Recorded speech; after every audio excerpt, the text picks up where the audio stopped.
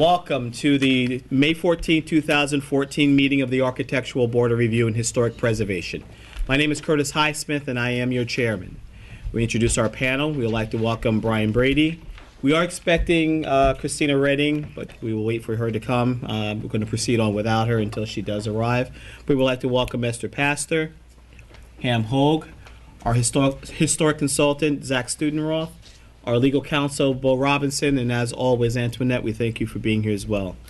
We're going to start this evening's applications with sign, and first application sign, sir. Mr. Chair, Taconic Builders for a job sign. Is the applicant present?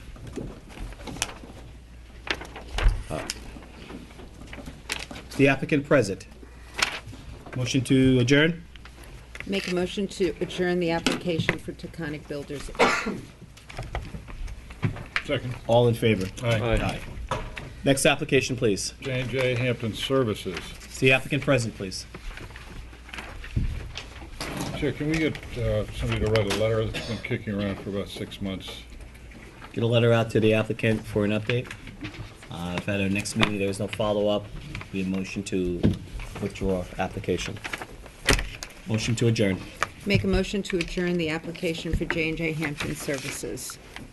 Second. All in favor? Aye. Aye. Next application, please. Barber Lounge, 36, 2 storefront signs. Please step forward. Your name for the record, please. My name's Sebastian Diaz.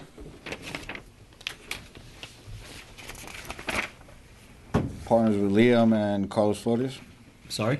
I'm here on behalf of my partners that couldn't make it, Carlos Flores and Liam DeFranza. Okay. Storefront sign, Yep, and one on the side as well of the building. black background, white lettering. Correct. Is this your font as well as your Yep, that's design? it. Cam, you have any comments? No issues. It's an Justin? old-fashioned barber sign. It's fine. Any public comment on the application? I have no issue as well. Motion to approve. And make a motion to approve Barber Lounge 36 at 36 Hampton Road. Second. All in favor? Aye. Good luck. Thank you very much. 3 applications for Southampton Hospital, one in the front, one in the Heart and Stroke Center, and one in the Breast Center. We'll start with the front sign. See applicant present, please.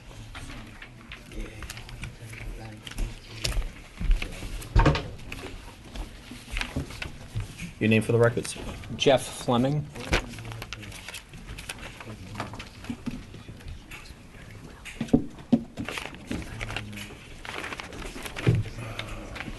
Are the signs backlit? No. Any type illuminated. of lantern or any type of illumination from the sign at all? No. Pam, any comments? I don't have any issues on any one of those 3. No, I think it's fine. Fine with that. The issue. Any public comment on the application? Motion to approve? And make a motion to approve the 3 signs for Southampton Hospital, for the front sign of the hospital, for the Heart and Stroke, and for the Ellen Hermanson Breast Center. Second. All in favor? Aye. Aye. Thank you. Good luck. Thank you. Next application is Lexington Clothing Company for an awning and Lexington Clothing Company for a storefront sign. Is the applicant present? Please step forward.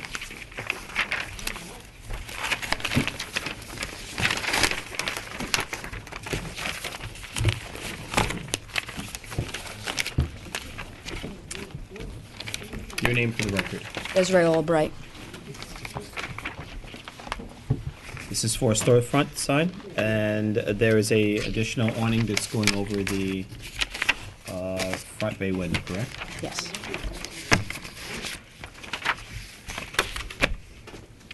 I don't have any issues. Okay.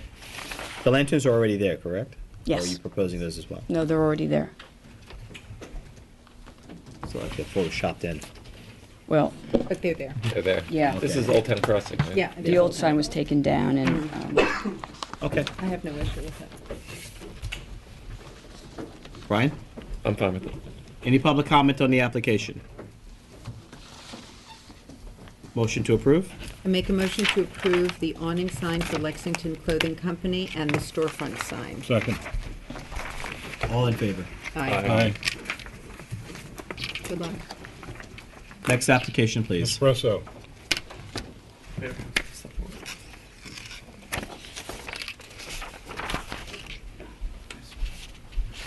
Francisco Calvo?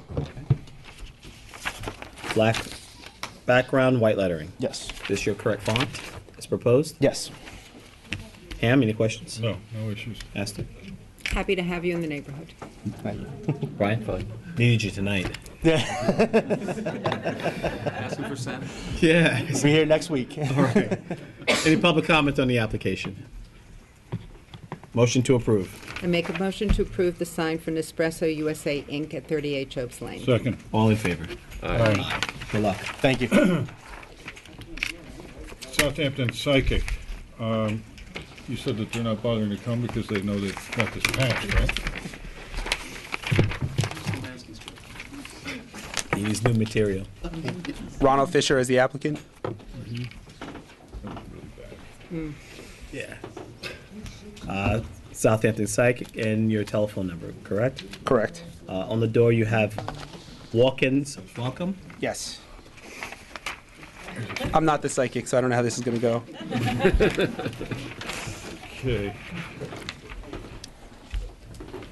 Okay. Okay, your location is Southampton Village, but you have a West Hampton telephone number. Yes. Yes. Okay. Interesting concept. Esther, any comments? I don't love the phone number and I don't love the walk-ins. Yeah. I'm fine with it. Not an issue. Brian? I think it's fine too. It's tucked back in. I'm a little concerned about the walk-ins welcome, Okay. billboardish, a little more than it needs to be. Okay. Would you have any objection in having that removed? I could speak to the client, so if I can get a conditional approval, I'll take it, and then, Well, I wouldn't feel comfortable giving a conditional approval based on what. I mean, without it. And then if she wants it, then I'll come back. Back. Yeah, but Okay. she'd rather have something approved today. So any public comment on the application? The approval will be contingent on removing the walk-in. Motion to approve. I make a motion to approve the sign for Southampton Signs. Psychic. There's a Signs storefront for the and a- storefront and the door sign with the modification that walk-ins will be removed. Second. All in favor? Aye. Aye. Next application is Bookhampton, 16 Hampton Road for awning. There's a swatch with the application as well. Really hope you're not going to put it on the tree like that. No, yeah. Will the sign be lit? This, no, the sign's up already approved. This is just the awning, Okay, and there's just no the lights there.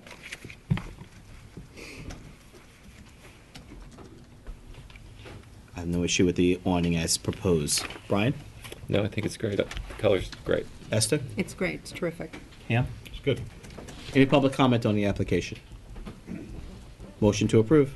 I make a motion to approve the awning for Bookhampton at 16 Hampton Road. Second. All in favor? Aye. Next application, please. Lucille Hornack Gallery, 77 Jobs Lane. Or front and window sign, right? Yes. Correct font. Second. Is it purple or blue? It's purple. There should be a color chip on the application. Okay. All right, it's just that your color rendering Yeah, is- that's, All right, board members, the color swatch samples below. You have any issue? No. Color? Font? No, I think it's fine. I'm fine. Appropriate. Any public comment on the application for either storefront or window sign? Motion to approve.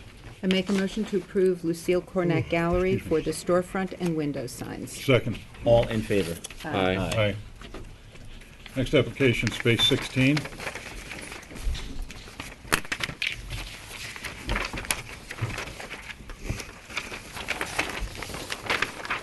You've been busy. very busy.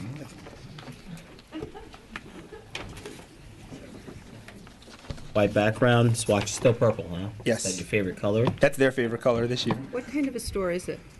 I don't know, honestly. Okay, I'm Ham? good with it. Esther? Purple. It's fine. Fine.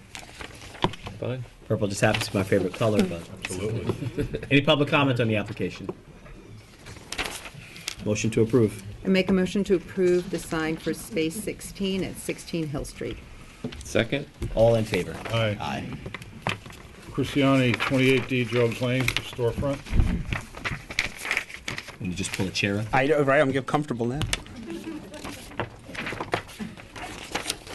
Different color. Yeah. I Variety, right? Wow. Chris? I think it's Yeah. very nice. Very cool. It's interesting. It's nice. It's difficult to read, but it's sweet. Any public comment on the application? It's like a kindergarten script. Yeah. It's okay. It looks nice. Motion to approve. Make a motion to approve the sign for Cruciani, 28D Jobs Lane for storefront. Second. All in favor? Aye. Aye. Next application, please. Professional sign for Linda Riley, attorney.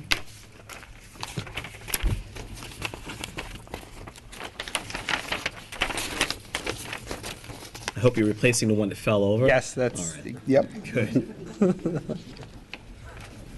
White background, black lettering. And then the accent line is gray. They asked me if to bring a swatch of it. Okay. So it's, Very simple, clean. Ham? I'm fine with it. I think it's a great improvement. Well, anything make great improvements on the ground right now. Any public comment on the application? All right, motion to approve. I make a motion to approve the sign for Linda Riley, attorney at law, 285 Hampton Road. Second. All in favor? Aye. Next Next application. application is Time to Breathe Zen, 63 Main, for a storefront sign. Hi, Hello. Teresa Novak. Okay.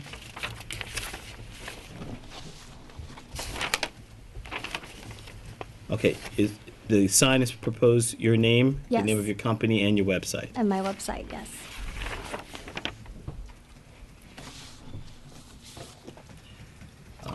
I'm fine with it because of the size. Well, not only the size, but it's bookend by two companies that resemble the same format. Agree. Esther, comments? I'm okay with it. I think you're right. Yeah. Any public comment on the application? Motion to approve. I make a motion to approve the signage for Time to Breathe Zen, 63 Main Street. Second. All in favor? Aye. Good luck. Next application, please. Hampton Party, 56 Hampton Road for You couldn't store. punch everything down? And also Hampton Party Island for 2 side signs as well. Total of 3.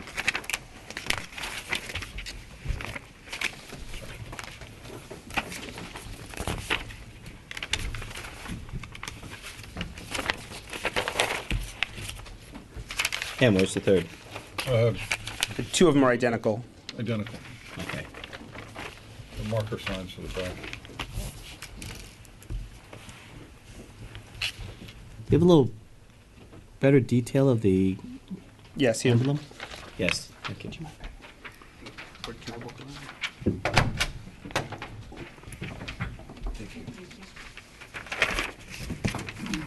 Okay, thank you. You're welcome. Esther? I like it. It's clean. Ham? I'm fine with it. Any public comment on the And the application, front one. as well as the front? Motion to approve. I make a motion to approve the signs for Hampton Party Island for storefront and 2 side signs. Second. All in favor? Aye. Aye. Next is a job sign for Paramount Custom Homes for contractor sign.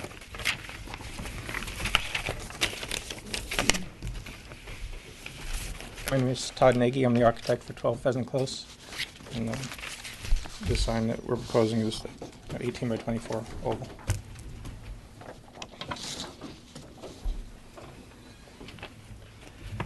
I have no issue with the sign. No issue. No problem.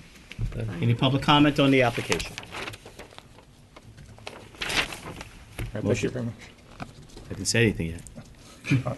Motion to approve. I make a motion to approve Paramount Custom Homes for a contractor sign. Second. All in favor? Aye. Tell them good luck. Thank you. All right, thank you. Latarte, 63, or 60 Jobs Lane, rather.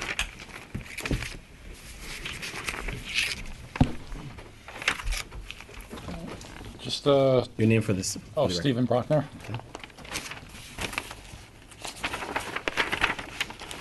Bathing suits? I think so, yeah. We have a little taste of the Caribbean there. And I'm fine with it. It's very low-key. Fun. Color swatches, Nice. any public comment on the application? Motion to approve. I make a motion to approve the signage for Letarte, 60 Jobs Lane storefront and window sign. second. All in favor? Aye. Aye. Thank you. Good luck. Next application is for Home Nature, 2 signs, corner signs.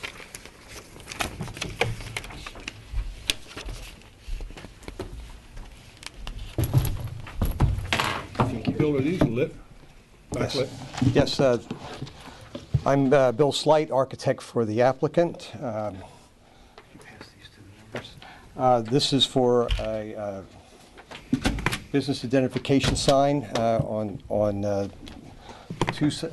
corner building at the corner of Culver Street and Pond Lane. This is for a sign that is called a reverse channel backlit sign.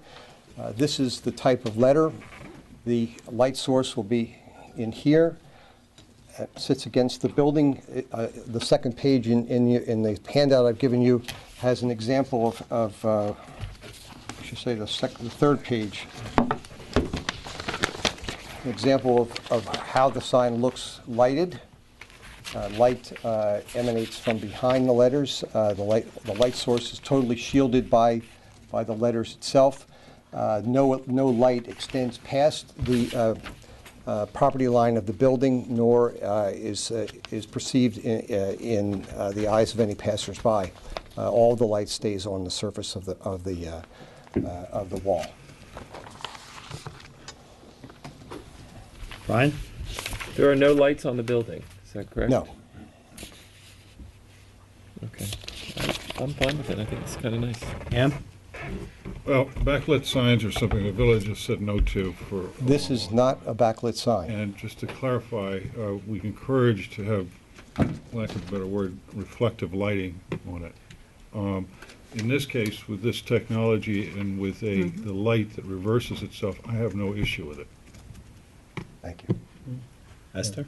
I've actually seen that Saks backlit sign in Bal Harbor, and it's really quite good-looking, and I would agree that it does not reflect on passerby, so I think it's actually terrific. It'll be a very nice addition to the building itself.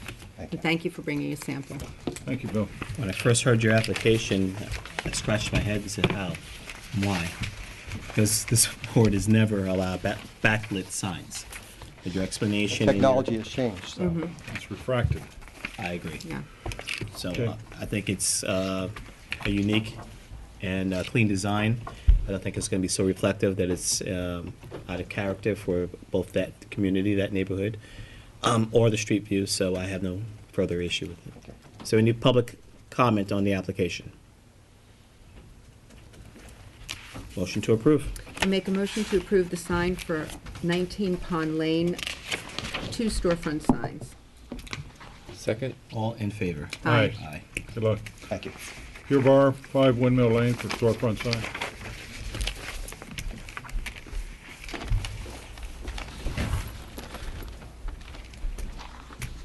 Hi. Okay.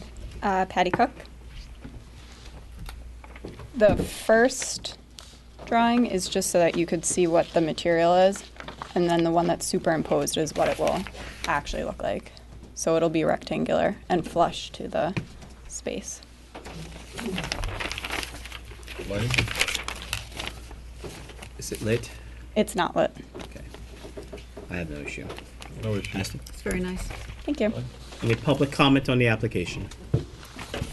Motion to approve. I make a motion to approve the signage for Pure Bar, 5 Windmill Lane for the storefront. Second. All in favor? Aye. Aye. Good luck. Thank you. That's it. That concludes our sign permits for this evening. First application, historic. Chair, first application is Elizabeth Yonke, 483 Hill Street. There's a written decision on the table, prepared by council.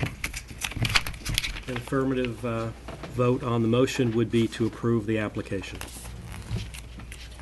Motion to approve council's written decision for the applicant of 483 Hill Street.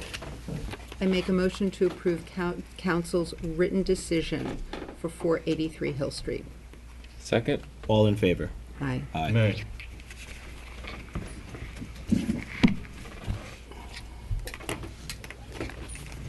Next application is 436 Gin Lane, demolition of a existing building.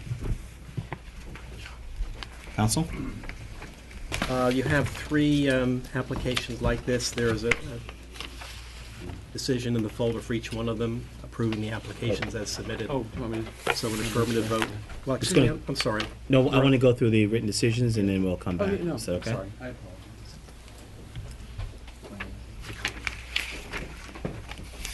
So, referring to the written decision for 320 Hill Street.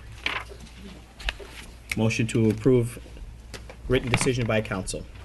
I make a motion to approve written decision by council for Quinn Pofal, 320 Hill Street. Second. All in favor? Aye. Aye. Let's finish up with the written decisions, just to get them out of the way. 81 Halsey Neck Lane. Motion to approve written decision by council. I make a motion to approve written decision by council for Marbledon Court LLC, 81 Halsey Neck Lane. Second. All in favor? Aye. And to conclude, for 60 Great Plains Road. Motion to approve written decision by council. I make a motion to approve written decision by council for Robin Wambold, 60 Great Plain Roads. Is there a second? Second. All in favor? Aye. Aye. All right. Let's go back to 436 Gin Lane LLC. Good evening. For the applicant, John Bennett,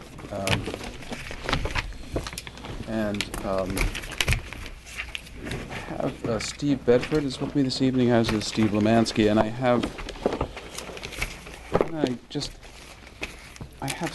some additional information, but I also have Steve's report that he'll speak about. He has an amended report.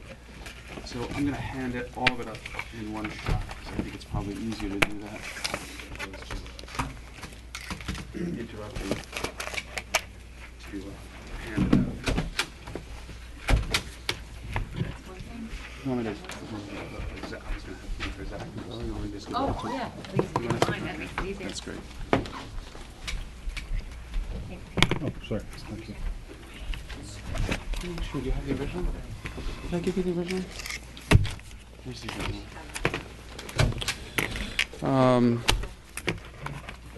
One of the issues that we've brought up is the condition of the property. So we submitted a copy of a mold report.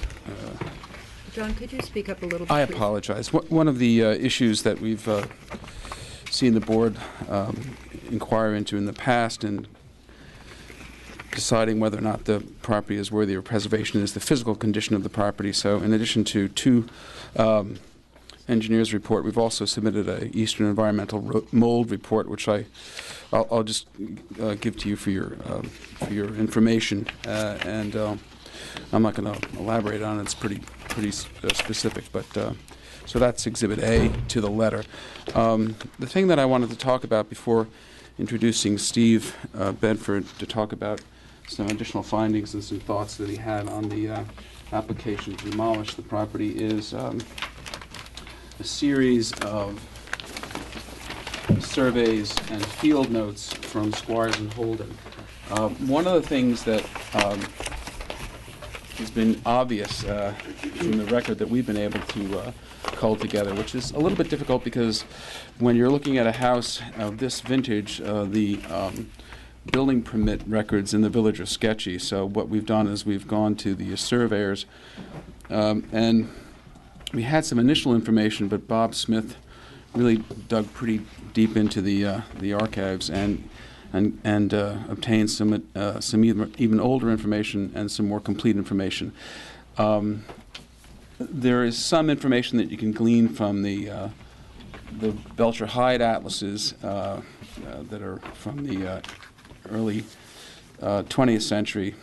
I think the latest one I've seen is 1916, 1917. And there's the Beard, what is it? Help me.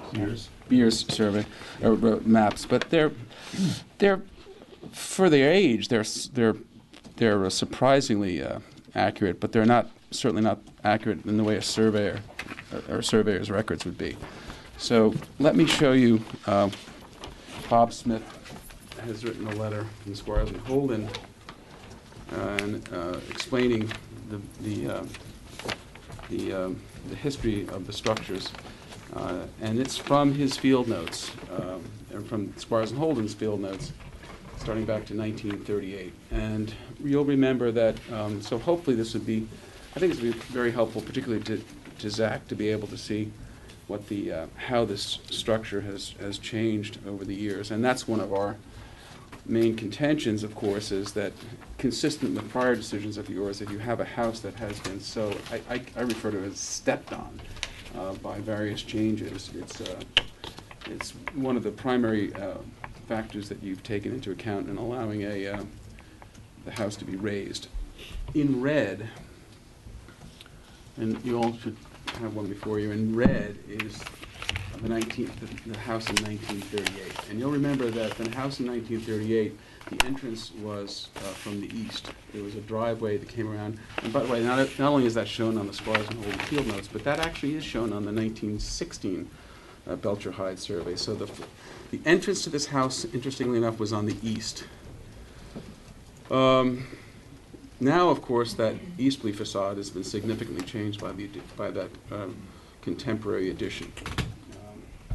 Also, of course, the northerly facade, the street front facade, was changed, and Steve talks about this in his initial report. He's going to talk about it some more, but there was also an addition, as you can see, somewhere before 1958 to the west. My guess is, again, we can't say, it seems like the Johnson addition was 51, 52, 53, and then sometime after that, or contemporaneous with that, there was a rather very nondescript boxy addition placed on the westerly side of the house.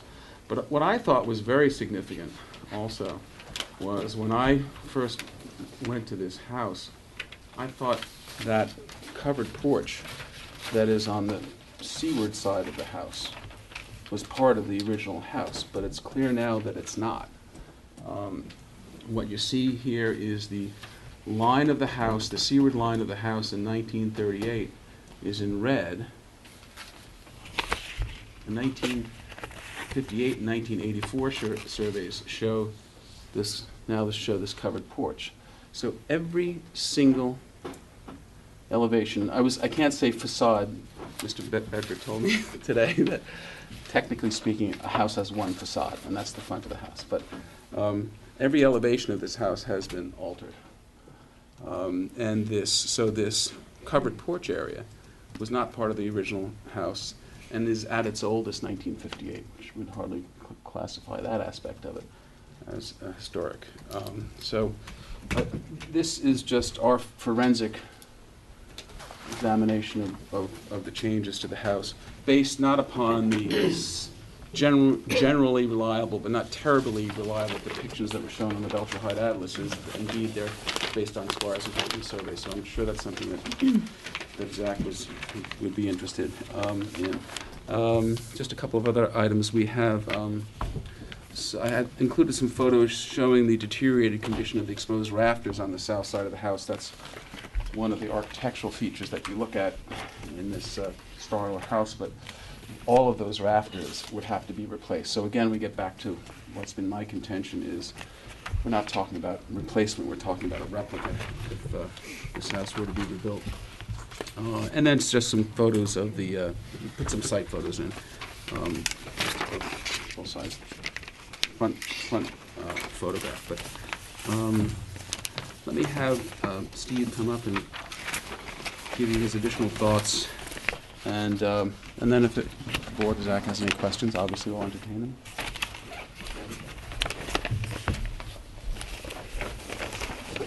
Stephen Bedford. Can you hear me?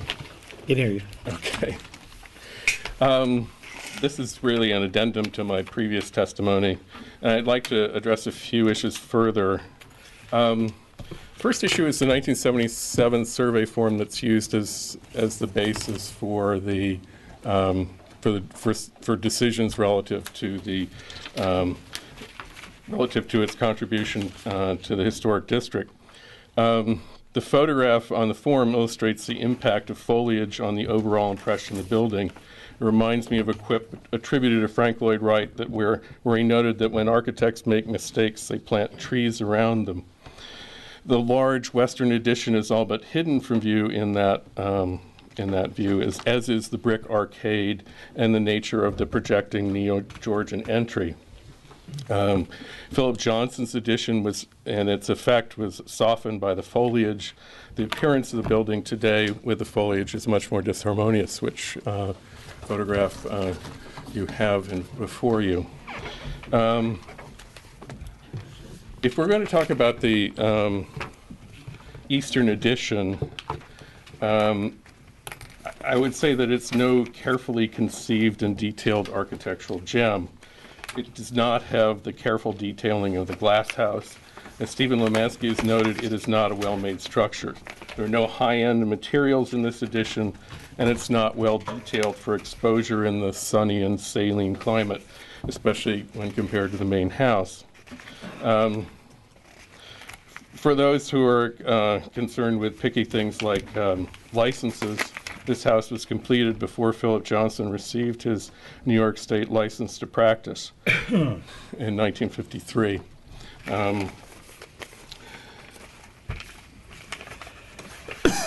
I'd like to reiterate my opinion and punctuate it with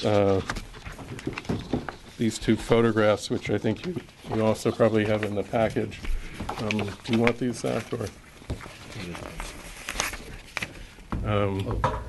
Excuse me, are you submitting those for the record? Yep. Please. Oh, wrong way. Stamped in? Okay. Do you have them identified as to what they are and who you are and that you're submitting them? No, they're not. Well, then Never refrain mind. from that, and if you want to do it tomorrow, submit them, but they need to be attributed. Okay. You can testify. You can testify. as Yeah, to but what they not, are. yeah, fine, but put it on the document. You Okay. write it on the document. No? No, they're not written on the Oh, document. okay, sorry. Sorry. Do it tomorrow, sorry. But one of the Western addition can be described, I believe, as unfortunate. It certainly detracts from both elevations. Without the foliage, the nature of the modern forms is fully exposed, and the brusque relationship between the main house and the Eastern addition is quite apparent. This modern addition, instead of being reverent to its immediate historic context, figuratively pokes its finger in the eye of the old building by closing off its original entrance. One of the questions that's plagued me in this process is that a specific reason for a property's designation is absence. Does the process follow that of the National Register of Historic Places with 4 criteria and 7 elements of integrity that are used to judge a building within a specific established historic context? This judgmental structure is somewhat absent. So what becomes important? Is it the building's pedigree, its owner, its architects, or nostalgia? So it becomes difficult to judge the building's integrity. Although integrity is not specifically spelled out in local law, without building integrity, a historic designation is without meaning. In designating buildings and districts for the National Register of Historic Places, the National Park Service states that for their purpose, integrity has 7 aspects. And so I applied those to the building, and those 7 are location, design, setting, materials, workmanship, feeling, and association. First is location. Yes, the building is on the same location where it was constructed. But design, we see that the Eastern addition, the brick arcade with balcony, the reworked entrances have reduced the integrity of the design of the main house. The eastern addition required sufficient reworking of the interior so that the interior plan of the building is confusing to a visitor to the house. The western addition has created an equally confusing service wing. The exterior of the western wing was poorly integrated with the rest of the western and northern elevations. And the latest revelation that the porch is not original to the house further reduces its integrity of design. Now, in terms of setting, in terms of the physical environment of the property, it is interesting in that the houses to the east are gone, as are the plantings. Paths have changed. The building's relationship with other buildings to the east has changed in that the eastern landscape is now open. The appearance is no longer one of a large building on a tight site, which is the setting that it appears to have since its earliest days. In terms of materials, the building does retain its original materials, but their condition is such that they require wholesale replacement to the extent that the building would become a reconstruction, a recent structure fabricated to look historic. This is an undesirable outcome as well as a costly one. In terms of feeling, do the property's elements taken together convey the aesthetic or historical sense of a particular period of time or time? What we have is a house that is an amalgam of periods and architectural preference of varying quality.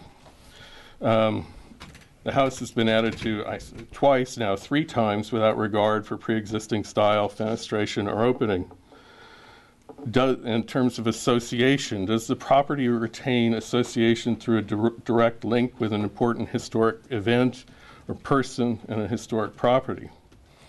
Although owned by the Fords, there's another house in the East End that's better associated with the Fords, Fordoon. In addition, Philip Johnson's Farney House is better known and a better example of his work.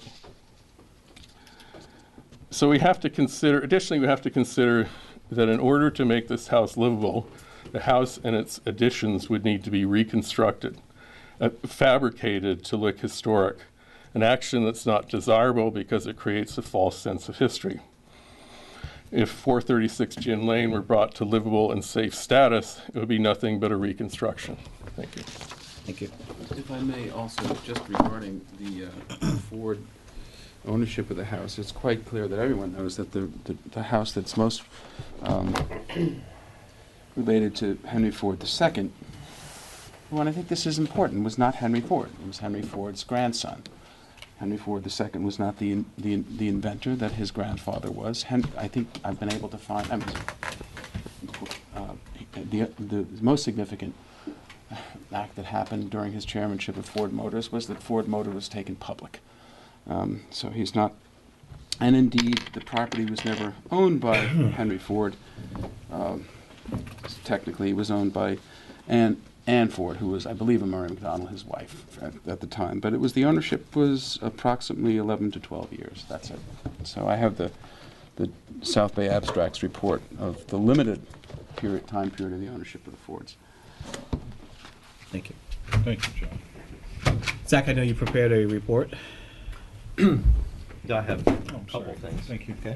The report is in the file. I don't know if you had a chance to see it. Should I read it or? Sure. It's rather lengthy. I'm sure it is. It's 2 pages. Okay. All right. Application has been made for a certificate of appropriateness for the demolition of 436 Gin Lane, situated within the Village Historic District. That house is listed as a contributing resource, that's in quotes, that's a term, within the district, inasmuch as it was included on the building structure inventory taken in 1979, which became the precursor to the creation of the historic district in the village. Contributing resources are afforded special consideration in the context of proposed alterations, relocation, or demolition, insofar as they are the defining elements on which the historic character of the village as a whole depends. The loss of any one contributing element is therefore a significant loss to the group, and not solely to the history or the evolution of the single property.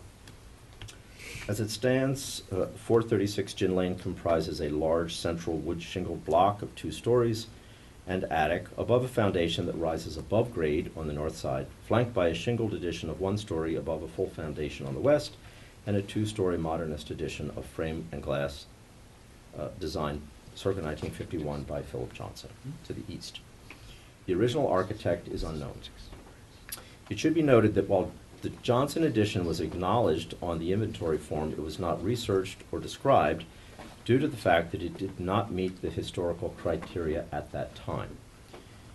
In other words, it was only less than 30 years old at the time. It was not considered historic. The house appears to have been constructed in the 1890s in the Queen Anne style, which is typical of the period and is one of a handful of Victorian-era buildings in the village standing on oceanfront parcels. Architectural elements that distinguish the house design are its wood shingle siding, wraparound porch supported on wooden columns, now partially enclosed, exposed purlins and deep overhanging eaves, bold roof brackets, clustered exterior brick chimney, and horizontal trim boards which define each story. Without question, the house site presents challenges to its long-term preservation and maintenance. Due to the extreme effects of weathering associated with erosion, high tides and hurricanes, degrees of exposure, due to sun and wind, etc., all of which are experienced along the beach. For this reason alone, the survival of historic resources in this area of the village is cause for special concern. The applicant has submitted testimony in quotes. This is not a court of law, but that it was called testimony in the submission, to the effect that the original house was likely built by a Reverend William Chester in the mid-1890s and was 1.5 stories high, according to Beer's map of 1894, but was enlarged to 3.5 stories by a later owner, according to the Hyde map of 1916. These maps further indicate that the front of the house was at that time facing east, that it was approached by a driveway terminating in a circular turn on the east side, and that a garage, which remained standing at the northeast corner of the property, was represented on both maps. This is where it gets interesting. The recorded height of the building in 1916 must be called into question, inasmuch as the house as it stands today is of 2 stories above a full basement, or 2.5 if one were to count the attic. And no suggestion has been made that an upper story was removed. Thus, it appears that the original dwelling gained a 2nd story within the first decade or so of construction, or that it was entirely replaced with a new house supported on an arched brick basement that is fully exposed above grade on the north side. Absent forensic investigation, either possibility still remains. The north foundation was therefore the so-called 3rd story recorded in 1916. Neither the wood shingled addition to the west, which is also supported on a raised basement, nor the Johnson designed addition to the east have resulted in any significant loss of architectural fabric associated with the original house. It has been submitted that additions and alterations to the house detract considerably from its historical integrity. That, in particular, the Johnson addition adjoining the east facade resulted in the loss of the original entryway and consequential disruption of internal circulation and function. True or not, the alteration, configuration, and utility of interior spaces are beyond the purview of this board.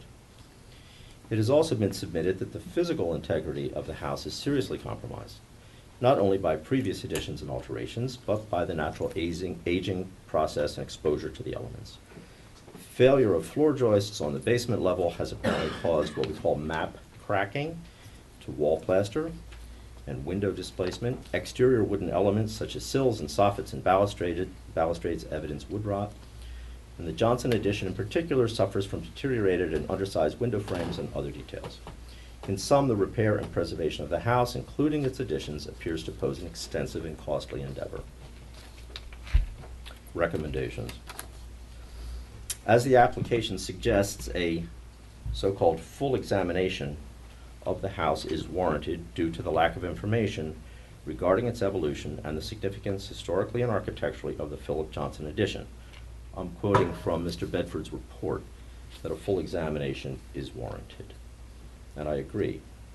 While admittedly a minor example of his work, the addition may prove to be the only, in caps, extant structure associated with a significant modernist architect on eastern Long Island, and is therefore of great interest and concern. The village would be well served to engage architectural historians who are well versed on the subject to investigate and determine the relative value of this surviving structure. While the physical condition of the building, I want to emphasize there's a difference between the historical integrity and the physical integrity. These are two entirely separate discussions. In my estimation, wood is wood, whether it's old or not, and wood can be replaced or repaired. So there's a difference between physical integrity and historical integrity. The village would be well served to engage historians, etc., well versed in the subject to determine its relative value. And while the physical condition of the building has been represented as extremely deteriorated, the evidence submitted is selective and, in my opinion, as yet uncorroborated. It is recommended that the ARB undertake its own engineering and forensic examination of the house for this reason. A rare surviving beachfront contributing resource in the village historic district requires exceptional scrutiny prior to any determination by the board regarding its alteration or demolition. In addition to this, which we've read into the record, I was successful in getting in touch with Caroline Zaleski, who, those of you who are fans of Long Island modernist architecture, by sheer coincidence, as a role of SPLIA's initiative, talked to Caroline. She said it was 10 years in the making. It's hard to put these books to bed. So she's the author. She was utterly unaware of this edition. She knew nothing about it. As has been mentioned in several places, it has not been discussed or mentioned in some other works on Johnson's architecture. Caroline was kind enough, she was unable to come, but did send an email with her professional opinion. I think it would be relevant to this evening. Okay, quoting from Caroline. 436 Gin Lane is significant as a work of architecture and for its associations with important figures in American life, the Ford family and Philip Johnson. The significance of the property must apply to it overall as one entirety, including the guest cottage, the original stick style. I would correct her there. I agree that it's Queen Anne, but we don't disregard structures because of their style. They're all good. And its Philip Johnson designed addition. The notion that the addition was a consolation prize needs to be dismissed because the addition was done superbly and in an innovative and most sensitive manner, such that the house as a whole, including the addition, become a total work of architecture. Furthermore, the Ford family must have fully appreciated their house after the Philip Johnson addition had been completed because the family enjoyed and owned it for decades. Philip Johnson's designs for a house which was not built on another site within Southampton and also for the Ford family, does not preclude any significance whatsoever for 436 Gin Lane. The Johnson piece is a sensitive work of architecture typical in its language from this great American master's oeuvre at the time.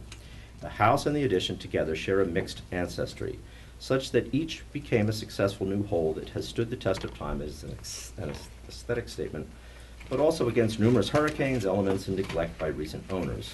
Philip Johnson designed his piece of the house so that there would be a link between the old and the new with a passageway and to allow the Johnson piece to not be jammed up against the Queen Anne house.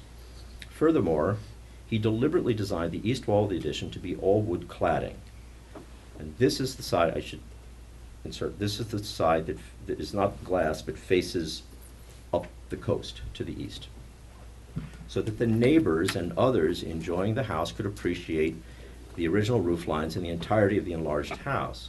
Johnson, with his design, pushed the additional volumes back from the beach side of the house so they would allow the original piece to be understood and appreciated in the round. There are great lessons for architects and town review boards to understand from observation of this important house which is now under review. Philip Johnson was a key figure in American life and without question the most influential American-born architect and curator of his time. That's the opinion of an architectural historian. I just want to conclude by saying there is an interesting, which is relevant to some other facts that have been introduced. There's another map of great interest, and it's so interesting how many things are simply right under our noses. It hangs at the back of this room. It's the aero view of Southampton, printed in 1927. It's very hard to see it because it's at a very small scale. It's as if a balloon went up in the air and someone were in the balloon looking down over the village, taking many, many pictures. And then they went back to their studio and drew it up as a bird's eye view looking from the ocean back to the village. And of course, one of the first things you see is this house because it's on the beach. What's very interesting to me about it is if you look at these properties, the 1902 map shows very clearly 4 houses along this stretch between Wyandanch and Town Line. Continuing into 1916, we have 4 properties, and they're still there in 1927.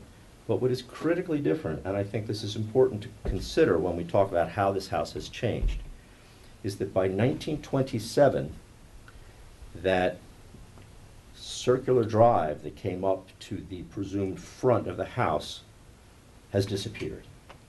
That is no longer the approach to the house. And I think it's important for all of us to realize that these houses, especially those that date back well over 100 years, are under continual change, especially these buildings which are down on the beach. It's entirely possible that the original house was replaced by a second, much greater house. The scale and detailing of the house in 1927, which can be very clearly seen when you enlarge that map, is very similar to what's there now, but the driveway is entirely different. So this notion of how did we enter the house, what was the entrance, et cetera, these are all judgments that are being placed upon the building in retrospect. Having started in this business by being one of those guys that inventoried houses in the 1970s and 80s, I can tell you the criterion then, as now, is whether a building from the exterior, this has nothing to do with interior detailing, from the exterior, does an individual structure appear to retain enough integrity that it can be appreciated or understood as being an old building?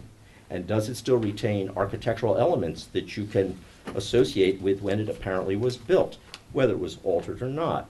So the criterion is if a structure has been so altered and so enlarged or reduced that you can no longer appreciate that it is in fact a historic building, it has lost its integrity and it is not inventoried.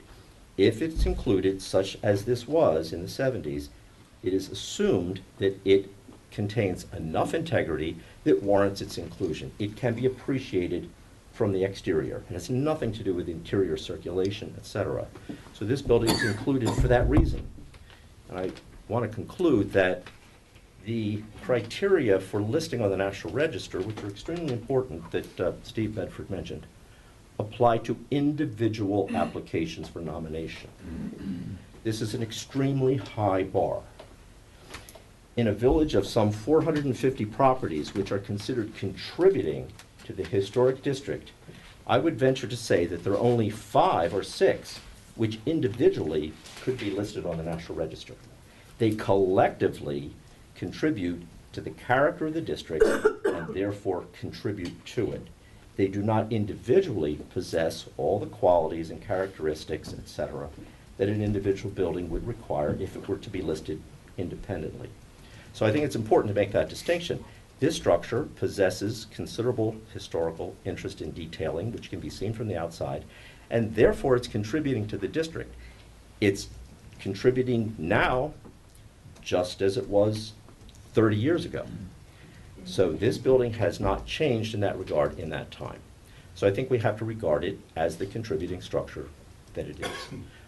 And in the intervening time, an addition built in 1951, which was less than 30 years old when the inventory was done, has now gained not only architectural but historical interest because it is now more than 50 years old. And that is the criterion that the National Register uses for consideration. So I would submit that not only is the original building, but the addition as well has achieved historical interest as well as architectural. So that's tried to be brief. Good job. So, sorry. Thanks, Zach. I'm sure there's public comment. Is there any public comment? Please step forward.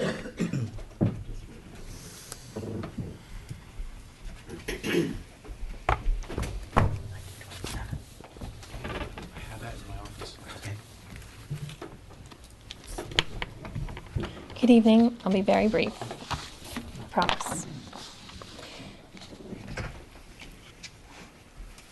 I'm submitting another.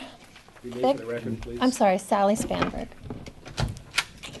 I'm submitting another packet of information tonight for your consideration in response to the presentation made at the last public hearing on April 23rd. In order to be quick, I am not going to read the entire presentation and just highlight the points made in it. You can review it on your own time. The original home built on the property is the same home that exists today. Either the map maker made a mistake regarding the number of stories or it was enlarged, and if it was enlarged, that most likely took place during Reverend Chester's ownership. I've attached deeds records and records from newspaper articles, from cottage lists, etc., to demonstrate that the additions, if it were enlarged by several stories, would have been taken place between 1903 and 1913.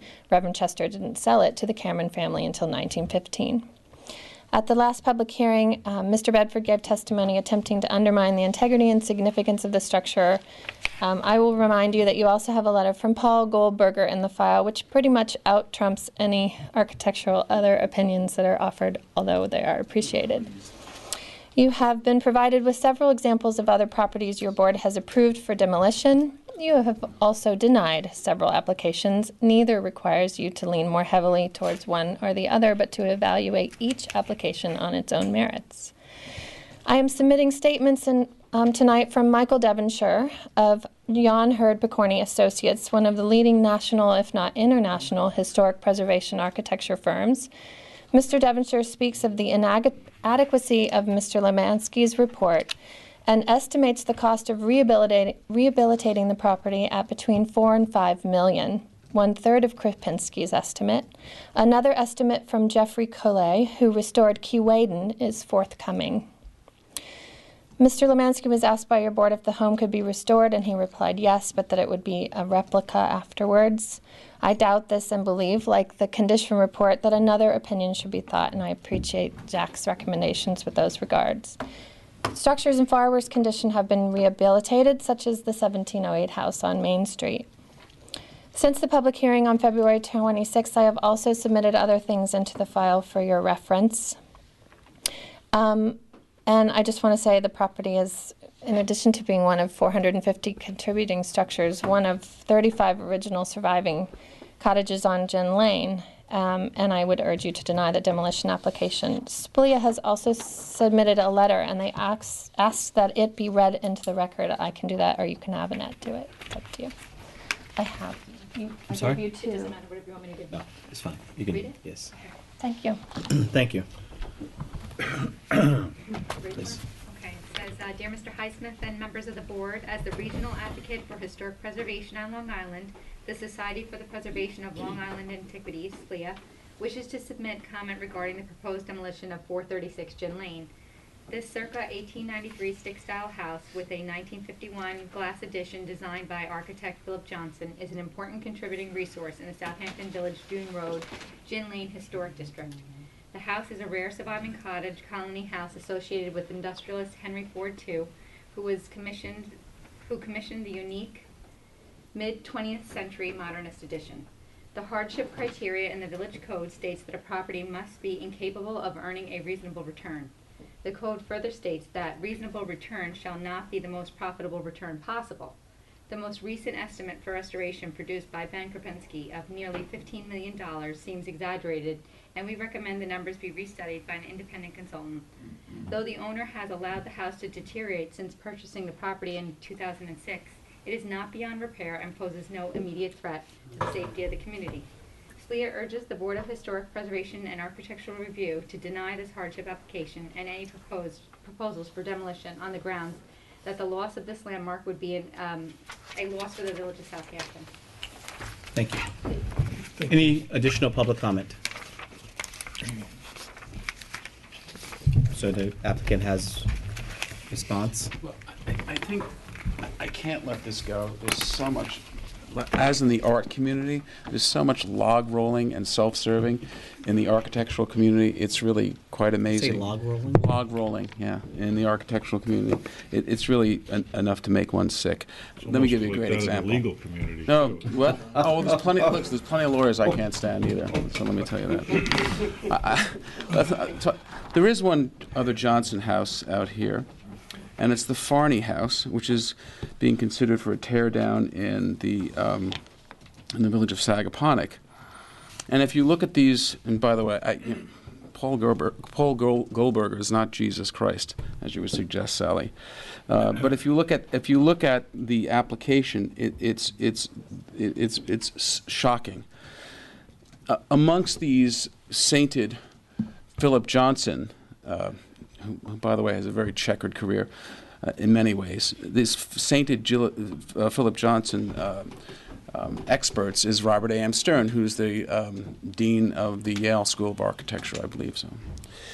Interestingly enough, the once celebrated, and I'm quoting now, the once celebrated oceanfront house designed by modernist pioneer Philip Johnson has applied to Sagaponack Village to be allowed to be raise the house and replace it with a traditional house designed by Robert A.M. Stern. So, you know, these are very, very subjective views that are being given. Yeah, interesting. Stern's one of the big acolytes of Johnson. You can see photographs of Stern with Johnson. Stern is a Johnson scholar. But I guess if Stern is going to design a traditional house, the Johnson house, the Farney house can come down. I give it to you just for your consideration. They're trying to save the Farney house and move it. Excuse me. Yeah, no, I know. But voluntarily, which is significant. I think what I'd like to ask Zach to consider is, given the fact that we have presented more forensic evidence as to the history of this house and how it is, how it's been changed over the years, if he would consider reviewing that and seeing if that helps him in his forensic review of this house, because you didn't have any of that information, and I know that house, that drawing very well, because I have a copy of it in my office. It's hardly has the accuracy of a surveyor, which we've now provided for you. 1938, 1958, and 1984 surveys. So. Would you object to a third-party historic consultant to come in and do a forensics on both the property for its historical significance, or? I can't control that. If that's what you want to do, I don't see why you need that. That's what you have Zach for. Well, a historical consultant said it would be probably more reasonable to do so as part of his recommendation. Well, I only want to point out that, and we have this situation from time to time. Yeah. I am not an engineer. When I read an engineer's report, such as this and others that have been submitted, I don't expect to see comments like, there's nothing we can do with this and we have to tear it down. To me, that is not a professional statement. Now, if you want, for the next 10 minutes, I could go through the engineer's report that we have, and it asserts, this is not data.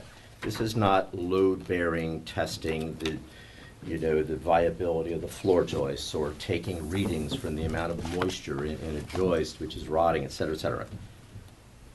The repair replacement of the floor, wall, window, door, and windows needs a whole house rebuilt. What's the opinion of the engineer? That is not an engineer's report.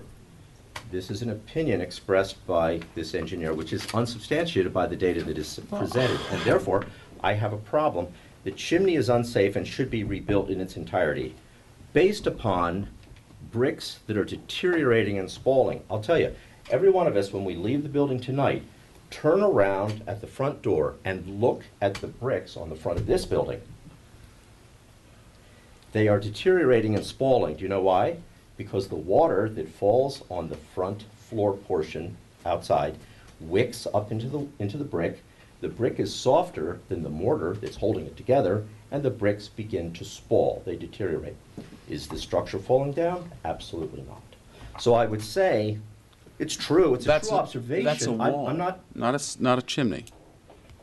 The chimney is original and in very bad shape, with bricks deteriorating and spalling, I'm quoting. The chimney is unsafe and should be rebuilt in its entirety.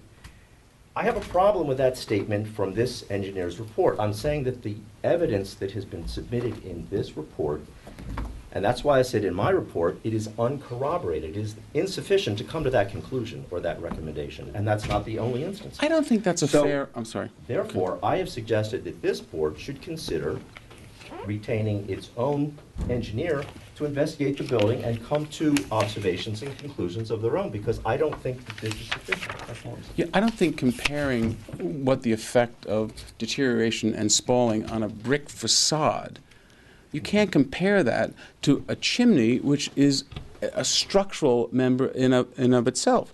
So spalling and deterioration on a brick chimney have a very significant difference. It's a very significant. To say that you're observing spalling leads to one's conclusion that the entire thing needs to be rebuilt is questionable. That's a questionable conclusion. I'm only pointing to one instance in this report in which that visual observation, which was made, has led this engineer to the conclusion, which is in bold, that the whole chimney needs to be rebuilt.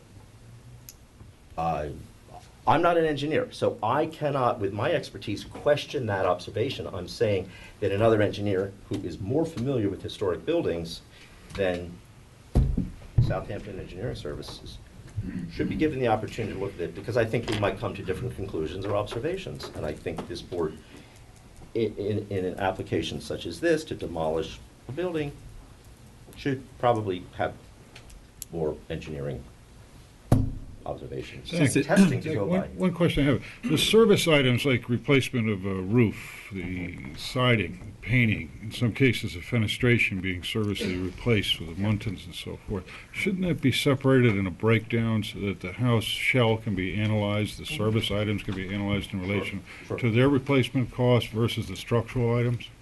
Yeah, we can do that. But Kropinski's So- report and is that would help itemized. delineate the What we differences would between call the... a sacrificial elements. Exactly. Roof covering, wall shingling. I mean, in this village, when we repaint a house, we don't just scrape the shingles, we take all the shingles off and we put new ones on. You know, it's a more robust Would that painting help? job. So I'm saying the sacrificial shell, which even to the window trims and the window sashes themselves, are applicants who aren't happy with their old window sashes because they're not thermo, all that. So there's all sorts of exterior, but there's a clear difference between the supporting internal structure and admittedly down on the beach where you have You would challenges. support that delineation? Okay, thank you. But what you're ignoring and no one has spoken to at all, which is what I brought out in the first meeting, this is not a house that sits in the heart of the historic district in the village of Southampton. I mean, I don't say that about historic designation integrity. I say that it's not sitting on, First Neck Lane, 2 blocks from the ocean. This is non-compliant from a FEMA point of view. It's non-compliant from a coastal erosion point of view. It's non-compliant from a state building code point of view.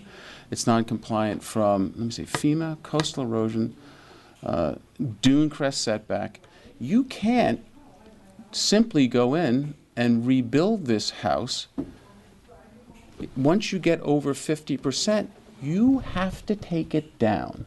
And Ms. Spanberg said, oh, there are exceptions from the FEMA regulations for historic structures. No, there are not exceptions. There is the ability to go in and request a variance from the FEMA, and that's only one of them, from the FEMA height limitations for a FEMA non-compliant structure. But there are about 9 criteria, and amongst the criteria is that leaving the house in that location, in that condition, in that non-compliant FEMA construction mode will not have a deleterious effect during a storm event and won't affect other properties. And that's just one of the 9 criteria. So people keep just wanting to push that off to the side and say, well, that's maybe not one of the specific code sections, but you have to deal with this because you can't deny an application and tell me that I've got to rebuild this house if there are 4 other laws that tell me I can't. First, this board wouldn't tell you to rebuild the house. The application is for a certificate of appropriateness to demolish. What you do what you do after the decision is made is the discretion of you and the applicant. No. You have to take all of that into consideration because you have to take into consideration the effect of any denial in this application. And if you're telling me that I've got to leave the house as it is in a condition that is non-compliant with those 4 codes, then in effect you're condemning the house, number one. Number two, once I get that's above. an opinion of council. That's not. Once I get above, I can't go above this 50% limitation for coastal erosion, for state building code. Understood. For But for FEMA. the record, that's the opinion of council. That's not the It's not opinion the of opinion of council. I gave you law. John, would you include the service items in that 50%, or would that be within the 50%? If you look at the FEMA regulations, you know what they include? Cabinets. So, for example, you're a builder. You want to take a house and keep it within the 50% limitation so you don't have to raise it or under coastal erosion move it back or any of that stuff. If you look at the FEMA regulations, I think it's absurd what they include, but it's right in there. So if you want to rebuild a kitchen in a house and you want to stay below that 50% limitation, they include any new fixtures, any new cabinets. The only thing you get away with is repair. It's very, very, very limited what you can do in these homes. All I'm suggesting to you is that you have a duty and a reasonable for fairness to look at these houses that are on the ocean. Repair or the service items would not be inclusive in that 50%. When you say the service items, what do you mean? Replacing the roof when it wears, replacing the siding when it wears. Actually, what happens is once it's looked at in the aggregate, once you are doing so much that you're getting up to that 50% limitation, you can ask Mike Benacasa, you can ask Paul Houlihan, you can ask John Foster. They start aggregating even items that otherwise would be repair. Thank you. And I that just is didn't know why- what you meant by the service items. I'm sorry. And that's precisely, John, why I'm challenging this engineer's report, because it goes to the percentage of the house that theoretically would need to be repaired, addressed, So why don't we rebuilt, get you an whatever. amended report? And Exactly. I quote, Okay, fair enough. quote in bold, the entire house has moved, except we've understood that it's on its original setting. It has moved, I'm quoting. Well, it's shifted. House shifts on their foundation. I'm simply reading the report.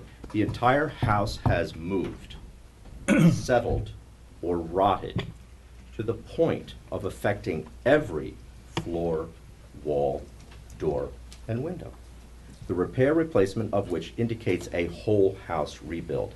What I'm saying is that the evidence that's been submitted here does not substantiate that statement, and therefore it does not go to support the contention that perhaps this more than 50% of this thing needs to be replaced. We'll get you because more that's far thorough. gone. We'll get It you is more not thorough a report. document. Thank you. We'll get you more thorough report. Thank you. Thank Any you, more Ed. public comment? Step forward. Roger Blau, 80 Post Crossing, Southampton Village. Notwithstanding Robert A.M. Stern's comment about the Philip Johnson House in the village of Sagaponack, we certainly respect his opinions. The village of Sagaponack, to my knowledge, does not have an accredited ARB. They don't have a Board of Architecture Review and Historic Preservation with any training whatsoever, and they're not considered, if they have one, in any inkling of one, they're not considered, nor do they hold the standing of this board as lead agency. So they depend upon the input, at best, of the town of Southampton, which, as we have seen historically, has been non-historic in nature. So that Philip Johnson house should fall, it should have no reflection of what happens in the village of Southampton, or the house under question here should not serve as an example, because they have very few examples of historic preservation in the town of Southampton. And that's my statement. Thank you, Roger. Any more public comments? Brian, no comments? I'll wait to see what happens. Okay, Esther? More information would be very helpful. Pam? Ditto. Zach, anything further?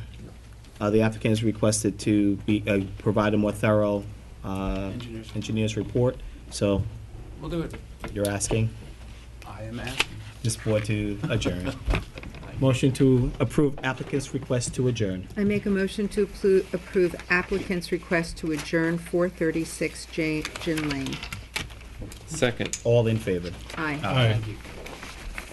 Number 4, first. Number I'm sorry? 4. You want to go number 4? I beg your pardon. Number 4 is first pasture for driveway gates, 260 First Neck Lane. Good evening, Tom Lawrence, Bulgin and Associates, standing in for Ed Hollander, albeit slightly taller.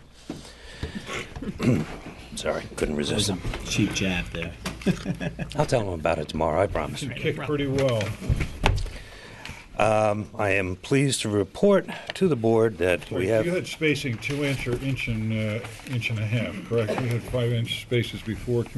Is that correct? in Yep. your Gate? Yes. What is the change in your spacing?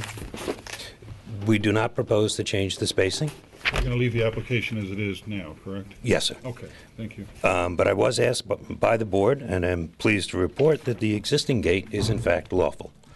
Having been approved in 2007, in that process, we did find 2 open building permits from a prior owner, and we did take care of those as well.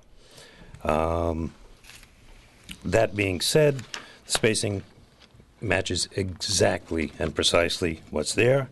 And I would respectfully request the board approve the addition of a second driveway gate to the north of the existing. To match, exactly. To match. Precisely. Okay. Ryan? Fine with me. Esther? I agree. Ham? No issues. Don't pick on Ed, though. Any public comment on the application?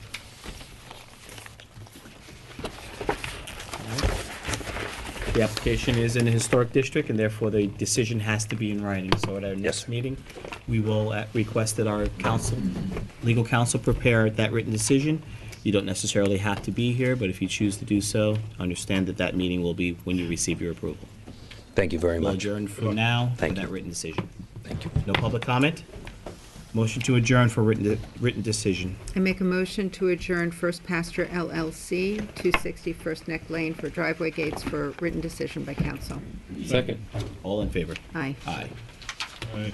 And the last historic application for this evening. Chester's House LLC, 288 Halsey Neck.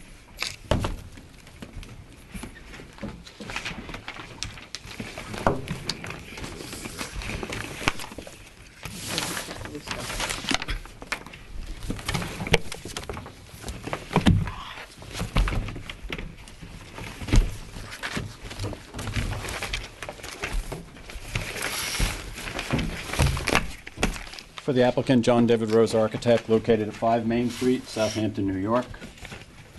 I have for you the affidavits of mailing, affidavits of posting. For the record, they've already been filed. These are duplicates. Yes.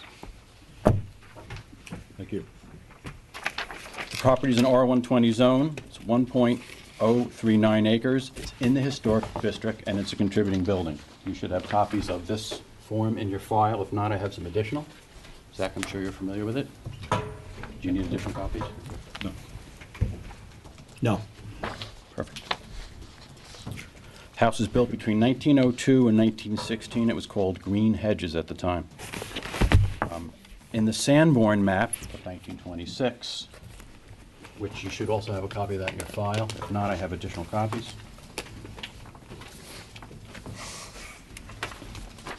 And I've enlarged it because they are very hard to see.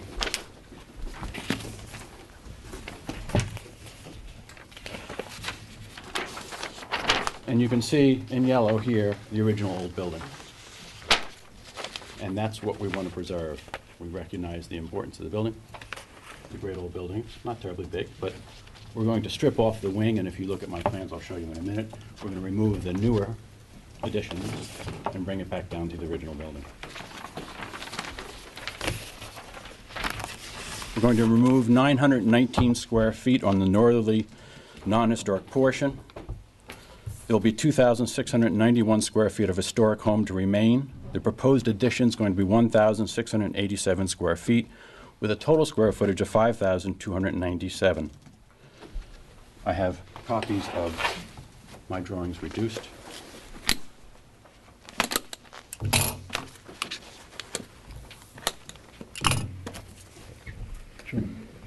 Make sure you get Do you want me to take that back? John, these match up in file sets? Yes, they do. Many sets? Thank you. And to cut to the chase, if you turn to page A7 and A9, graphically we show what part of the building is remaining and what isn't. Sorry, Brian, I didn't mean to exclude you.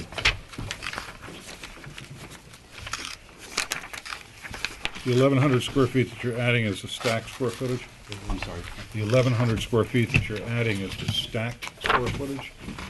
First and second floor? Yes. Okay, thanks.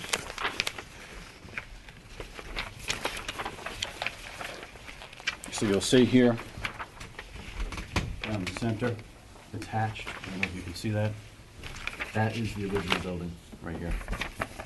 And that is what's shown on the Sanborn map. And from our, I've worked on this house before, so we know what the old building is. We're gonna keep all the windows, all the old windows, rebuild them where necessary. They're single glazing, but we'll put stone panels on them.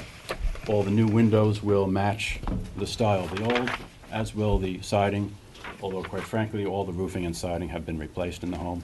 But it's the proper style. The exposure will be the 6-inch cedar shingles, same with the roof. And the trim and the details will all be the same.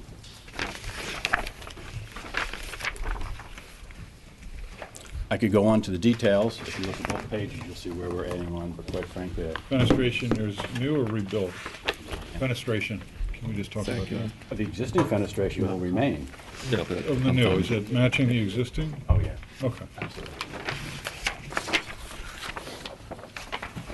Most of the impact is to the east or rear of the property, correct? To the north, actually. It's the only place we can add on to. You're tearing the north addition that was made after the original house was built off, and then you're building a different addition on that side. Is that correct? I don't have any issues with it. I think it looks beautiful. It looks good, John. It's a nice, small home. Do you want some of these back? You want some of these mini sets back? We're starting Great each fire, just in whatever it. works for you. No issue. I'm sorry, Krista. No, I think it's quite extraordinary, actually. Pam, no issues? Nice, no issues. No, I think it's a very sympathetic addition. It's great. Zach, in the Historic District, not that there's any issue with the overall design. It mimics what exists. Same materials, same style, same roof pitch, same. Yeah, I think what's important is the scale of the addition is sympathetic. It doesn't overwhelm in any way. Very much so. And we're using the existing That's the windows. criterion, so. Public comment? very important. Any public comment on the application? Not that you had to be reminded, but so for the record, you understand the property is located in the Historic District and therefore requires written decision by council. So our council will prepare that written decision and it hopes to have it prepared at our next meeting. Good luck, John. Thank you very much for your time. No problem. Chair, I think that's it on historic. Motion to adjourn for written decision. I make a motion to adjourn for council's written decision, Chester's House LLC, 288 Halsey Neck Lane. Second. All in favor? Aye. Aye.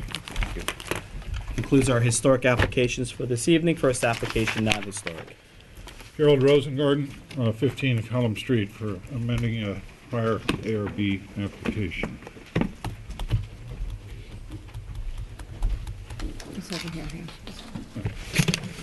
Hi, I'm Ralph Barron, licensed architect in the state of New York, working on behalf of the applicant.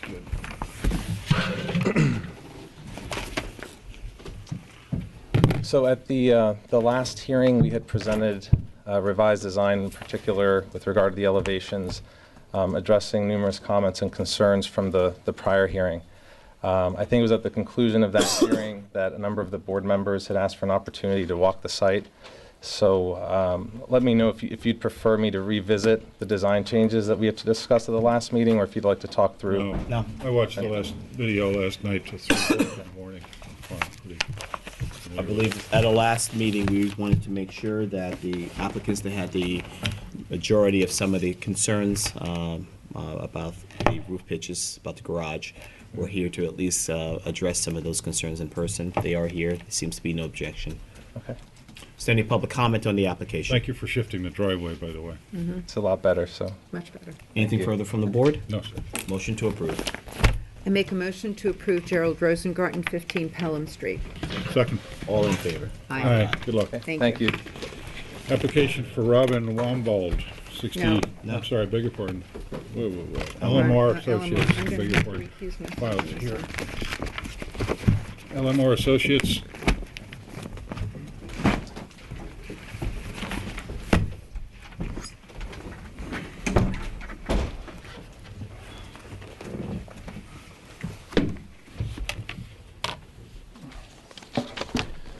Michael Brown, architect. This is an application for a two-story commercial building on the corner of Elm and Hampton Road, correct? Yes. I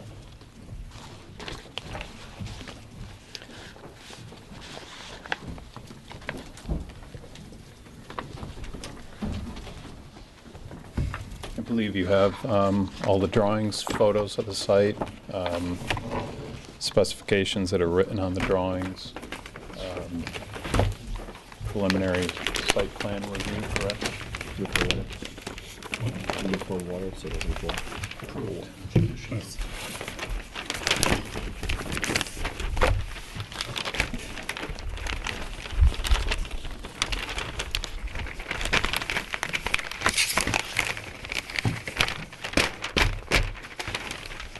You may proceed.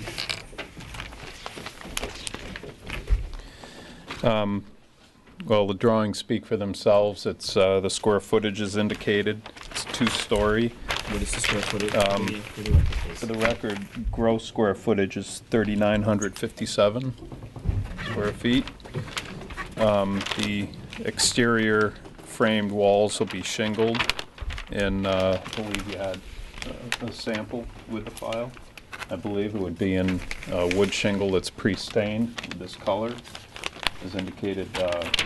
Seacoast number 204. Does that meet the fire code standards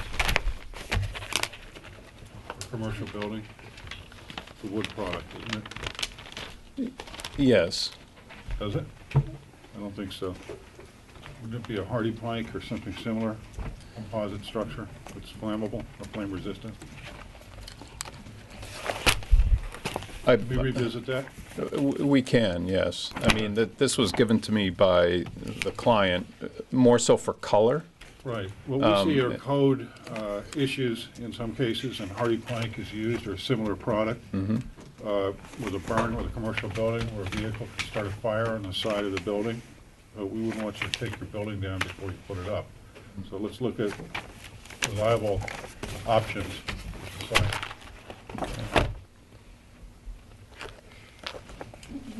So are you not sure, or do you just need some time to get? No, I'm sure it wouldn't be a problem specifying that. I thought more of the concern was the texture of the product and the color.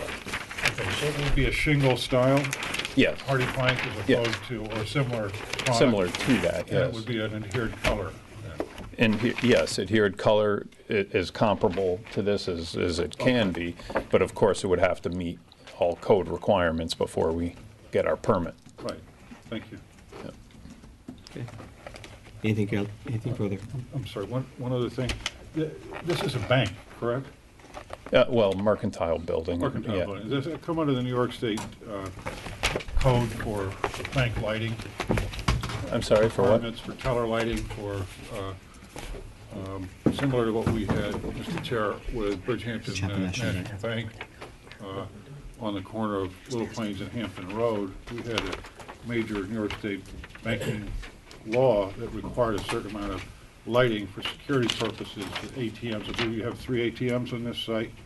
2. 2 ATMs. No, I'm sorry, 1 that's outdoors. And the banking laws encouraged, not ambient lighting, I should say, but bright lighting around the perimeter of the building. And since this borders on the north side, a residential area, I'd like to see what the reaction is of the applicant on a proposed lighting schedule, as well as a landscape screening schedule that is similar to our application. You can go to the building department and get some guidance from them on that. There's your landscape plan. Sorry? There's your landscape plan. I saw the landscape drawings, but there's no calipers noted on the trees and shrubs and so forth. I'd like to see more detail, if you will. I think if you look at the application for Bridgehampton National Bank, which is on, again, on the, would be the southeast corner of the intersection of Hampton and Little Plains, you'll see that this board was very much involved, not just the lighting as it abutted to the residential area, but also an enhanced screening and landscape plan, as well as revisiting some of the parking, even though it had been approved by, I believe, the planning board. Because there was impact on lighting, which changed the whole scope. As far as the fenestration, it looks fine to me, and the details look fine, but I would be concerned about the legality of the fire code issues on a commercial building in the village. Inclusive of that would be the trim, moldings, and so forth, and the glazing itself, its burst ratio under the fire laws. Okay? That's it, Mr. Chair. Ryan, do you have any comments before we go to public comment? No.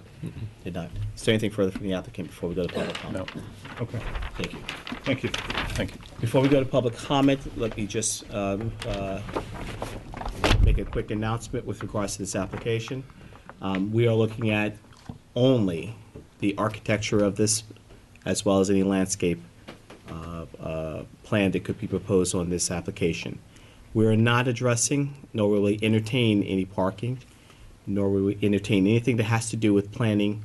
This is a pre-approved, court-approved plan, which we no longer have jurisdiction on. The only thing we can discuss is the architecture or the landscape plan. So I want to specify that, and we will not entertain anything beyond that discussion. If there's anything beyond that discussion, I have to interrupt you. It's not a part of the precedent of this board. As long as we can understand that and move forward, we'll have a good evening. With exception of commercial lighting as it applies to the screening plan, is that correct? Okay. That still would be a planning board. I mean, that still would be a planning board requirement. Yeah, if I understood the question, I could give you an answer, but I don't understand the question. Question is this, is the lighting that's required by New York State banking requires floodlights? I don't know about the requirements of New York State banking, and if you Well, show we me did, the we had it statute, on I'd be glad to review it. and you were counsel to this board and the Bridgehampton National Bank. That was so long ago, I can't remember what it pretty well. I was. have actually notes from it. There was a residence, I think you were on the board at the time. There was a residence on the east side of Hampton Road as well as on the south side. The residence is still there? I'm sorry? The residence is still there? Both residences are still Yes. there. And the landscape, or the New York State banking, you've actually petitioned the Banking Authority of New York State to show what kind of uplighting and downlighting we had, and Bridgehampton National Bank actually did a really good job in offsetting their landscape lighting so it didn't affect the residential area. It was actually helped the applicant in the long run. So I would say screening, lighting, since it is a requirement for ATMs for security purposes, it shines Are you talking right about on ATM or the ATM. drive-in teller? Both, one of both. BOA is an example. Bank of America has replaced their tellers with ATM, so that's what the future is. So irregardless, it's a walk-up situation, and the lighting had to be substantial in that corner. This is on a gateway on the cross of the historic section of the village on Elm Street. I guess the original question is, does this board have jurisdiction based on the pre-approved court decision? I'm glad to take a look at the decisions and let you know, but Okay. Please. maybe applicant has the ability to address that this evening. Roger Blau, 80 Post Crossing, former chair of this board, and yes, I did oversee, in fact, the installation of lighting and installation of landscaping at Bridgehampton National Bank on the corner of Little Plains and Hampton Road.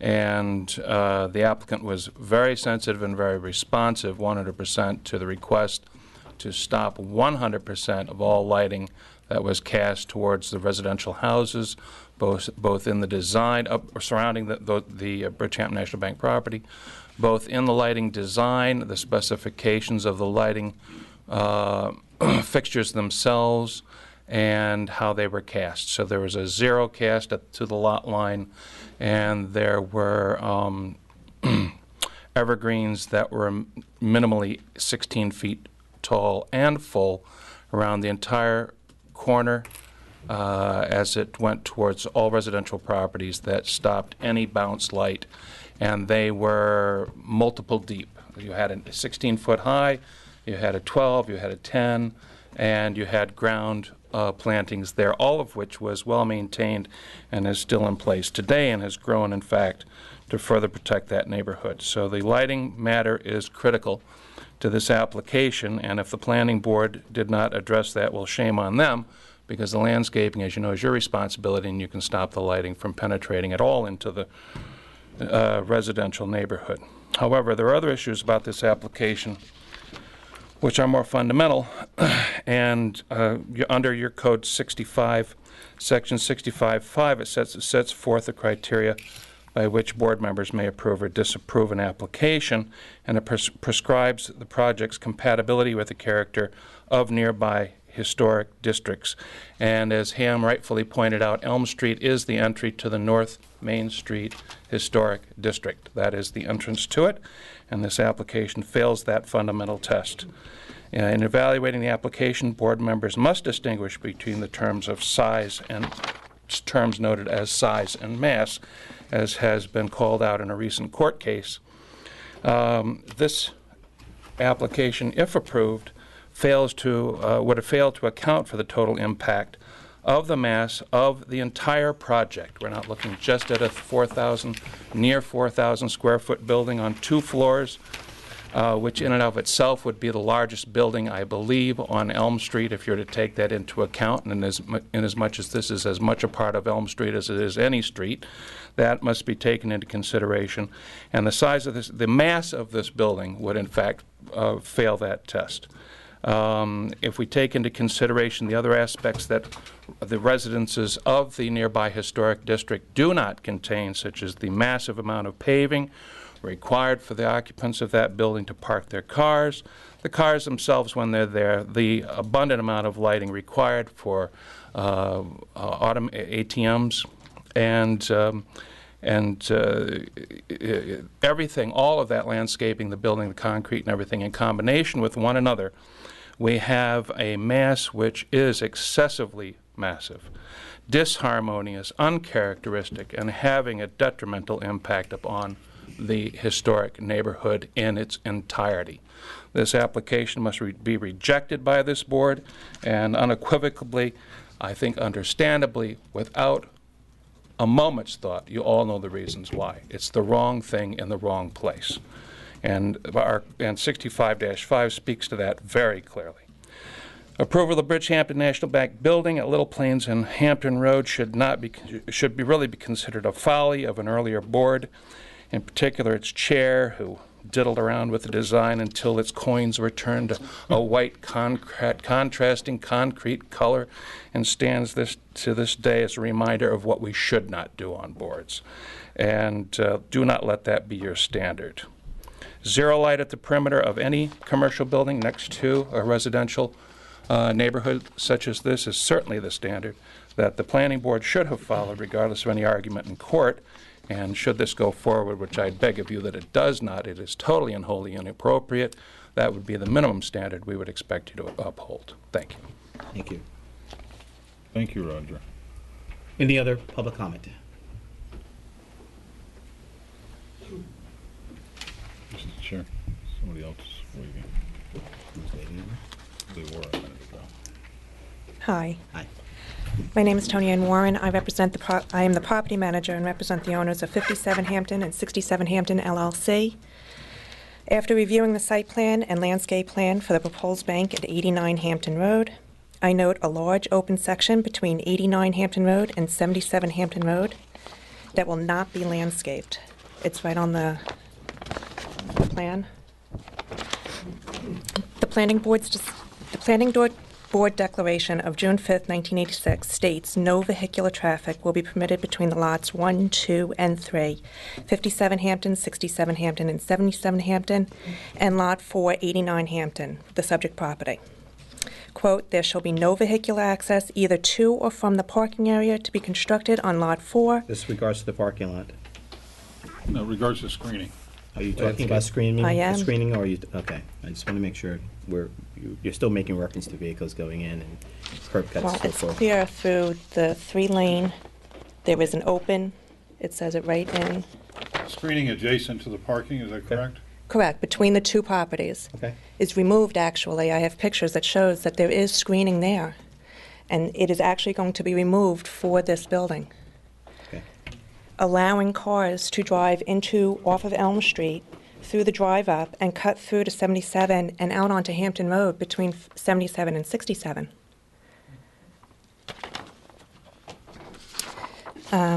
Okay. Okay. However, the lack of the privet hedge or the fence will be de facto allow traffic to cut through between the lots and exit onto Hampton Road.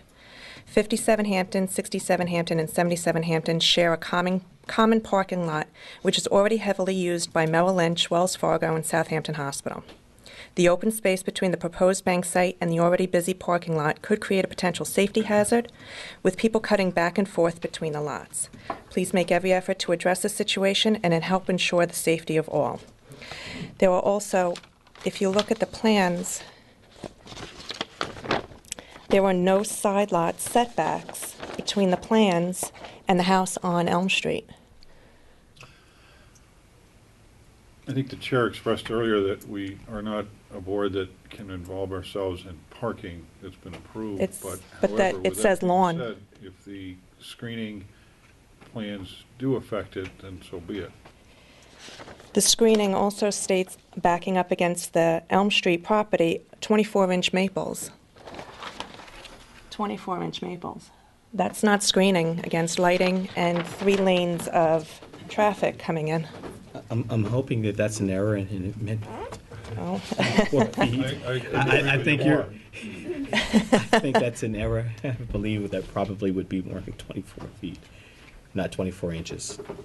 Okay, well, again, the submitted plan. I understand. Okay, there really is no buffer between the house or 77 Hampton, and actually they're removing the buffer And you also between have a 77. void there, correct? There is a void there. Okay, thank you. Thank you. By the way, there is errors on your. Most of your trees are showing as inches instead of feet. Size matters. Guys, please.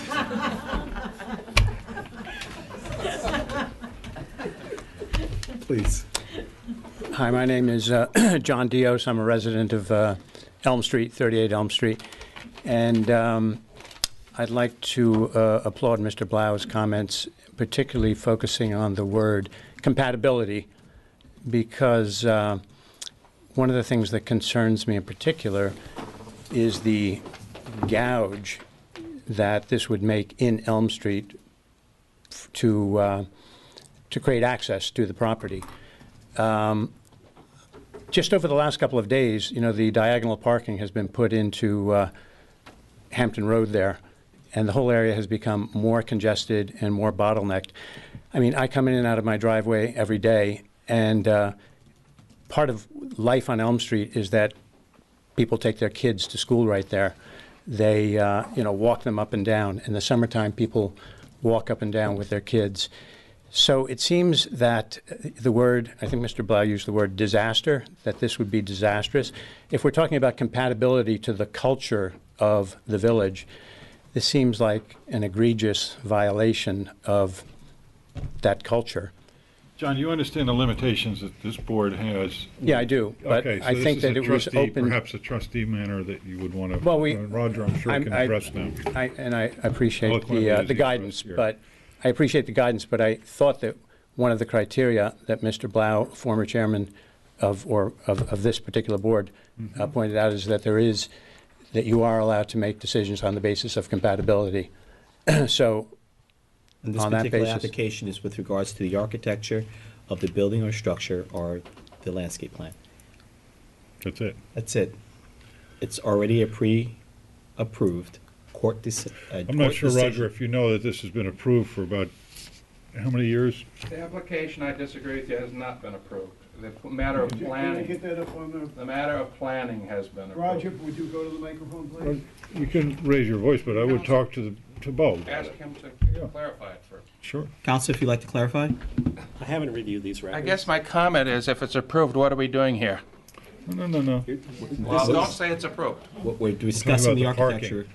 Parking. He's discussing, well, I don't want to put words in your mouth, but sounds like your complaint is the parking lot, the amount of cars that are going to be, well, the access. yeah, access. Isn't access part of Let me the say site something, planning? And Curtis. Please. This Thank is just you. going to go around and around. Yeah, yeah. and around. Absolutely. This is a pre-approved site plan. Okay. Roger can argue that the application is approved or not. That's parsing and semantics. This site plan has been approved for a building with the parking, the ingress and egress. That's a planning board issue. The planning board denied the site plan application. It went to court. The court reversed the planning board and ordered the site plan be approved. Got it. So this board is dealing with the architecture of the building. So the question, John, is do you have any comments on the architecture of the building? No, I do not. And the screening was what we're trying to reintroduce in discussions on this application, and the lighting. You understand? Yep, I do. Okay. The attempt is there. The Sorry to attempt take up is your there. time. John, we realize that these. Yeah, no, I know. We realize these are horse and buggy roads, post-crossing Elm Street, and that there's overflow parking and all that going up Elm Street from Town Hall, and it's probably going to get worse, and that this is going to impact it. But So that's we're not- looking at lighting. Right. Roger spoke to that. We're looking at screening, and Mr. Chair. Okay, thank you. Thank you, John. Hi, my name is Susan Hofdesvin. I live at 95 Post Crossing, and I spent a tremendous amount of time, and the limited amount of time I had, to pull together many, many signatures, which obviously do not apply based on what you said. So what I'm asking is that you give the residents, many of who came here tonight, the chance to review the plans. I never received a notice. I know the Dioses never received a notice. Are there affidavits? I heard somebody mention that about the sign going up and notices going to residents so that we could review the building plan and the landscape plan, because I don't know of anybody, and I got many, many signatures here, that received any notices. So that being said, That's a good question. Okay, and so- one- okay. And one that I feel that we should address and see if there's a proper. but we do need more time because we don't have enough information as residents to review the plan. So we need to look at the architectural plan as well as the landscape plan. Susan, we've already asked a number of questions this evening, inclusive of the fire stuff on the building, details on the screening, state banking, lighting laws, and so forth. So Right, we just want to see them as residents, You can yeah. rest assured that this evening a decision will not be gonna met. be made. There will be time, and chances are we will be adjourning the application for further development. Okay. Mostly on validating our jurisdiction so that we can go forward and everyone has the correct understanding of what we are able and capable So of discussing. as far as landscaping, do you know if any of That's one thing the, you okay. mentioned, posting and mailing. There is an affidavit of both in file, so it was properly. Did anybody receive any? Okay. You did, John. You did. How far does it have to go? That's a building department question. You can ask. Okay, At I'll this ask point, them. Our responsibility is to validate that it's in file. You can go to the. building Okay, we will. Some of these historic trees, do you look after those, the ones that are, there's a school safety sign right next to the tree there? Will those be protected? There is a. That's my daughter walking to school. Oh, sweet. Yeah. There's a landscape plan in file as well. So. you'll But have- will you protect those trees? Well, I think this board's been very animate and very proactive in making sure that we preserve existing Okay. trees, especially mature. All right, great. So we have time to change this to apply to what you can control. Correct. Okay, thank you. You may want to go through other avenues, though. Well, I've got some plans. Thank you. And with respect to that, you and whoever you talk with should come back here after you review the plan with your comments and your suggestions. Yes. It's one thing to ask this board, are you going to protect the trees? It's another thing to say to this board, you're asking them to protect the tree. It's Okay. one thing to say to this board, well, what are you going to do about landscaping that's been proposed? It's another thing to say, with regard to the building, any parts of the building, or anything that this board has jurisdiction of, to give your comments as to what you feel would be appropriate. Excellent. All right, Got so it was a process that goes on. It continues with this board, and this board is not always in a position to sit there and say what people who are interested feel. So if you got commentary and you feel that something is inadequate or could be better done or differently done, suggest it. Okay, thank you. Thank you. And that includes suggestions of colors of coins, brick choices, and so forth.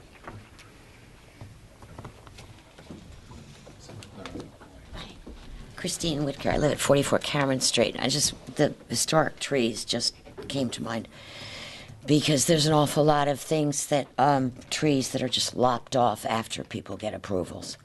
370 First Neck Lane, they're just gone. Just gone. Elm Street, there was a little gray house. It was, had beautiful trees years ago, and I respect the concern about historic trees, and I also, I guess, living on Cameron Street, I'm, it's a very, obviously if somebody's approved it, but this walk to school grant is kind of a joke, and nobody can, now you're going to make it even more of a joke, not you, but the area, that corner is so busy, children are walking to school, they've just installed pedestrian lights and, where the crosswalks are, and it's a very, very congested stretch. So I support the Elm Street people wanting it sort of calmed or quieted or something, and definitely to be Within our landscaped. jurisdiction. Sorry? Within our jurisdiction. Right. Right, but the landscaping's a problem.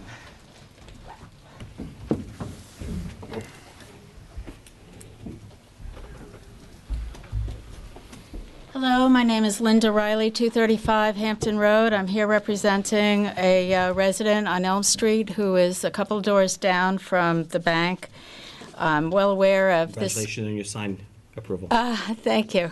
It was badly needed.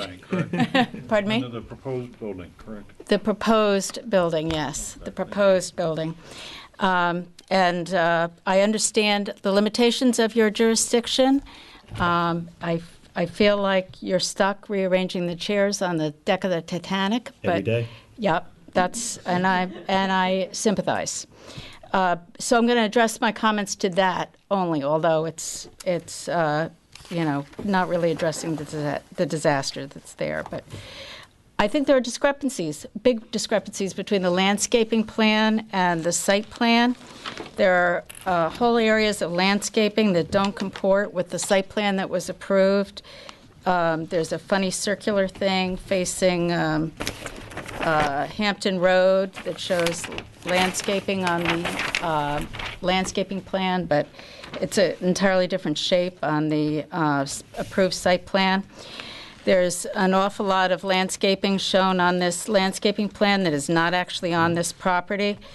The privet hedge on the other side of that three-lane speedway behind the building is not on this property at all. Three-lane speedway? Oh, I don't know. Maybe there's a three-lane circling around the back of the building, behind which is this little line of privet. The little line of privet isn't even on this property. It's on the adjacent property. So I think... Linda, why don't we give the applicant a chance to catch up with some of the comments that we talked about, inclusive of yours. Okay. And come back. Am I cut off? No, you're not cut off. Oh, I'm sorry. But the landscaping plan, we've already stated, I think, Yeah, clearly. it's very inefficient. It's very inefficient and has to be insufficient. addressed significantly for screening. Okay. Not necessarily buffering, but for screening. And that's I- a whole other ballgame. I understand. I would refer to this plan as being even close to being acceptable as far as I'm concerned. Good. Okay? Okay. You might be better off saying the word screening. Screening. Rather than, And no more references to the three-lane raceway. yeah. Oh, No okay. references to parking. It's not going to go anywhere with us. Okay. Yeah. Let's Okay. talk about what Roger eloquently said as far as screening and making this a dead zone.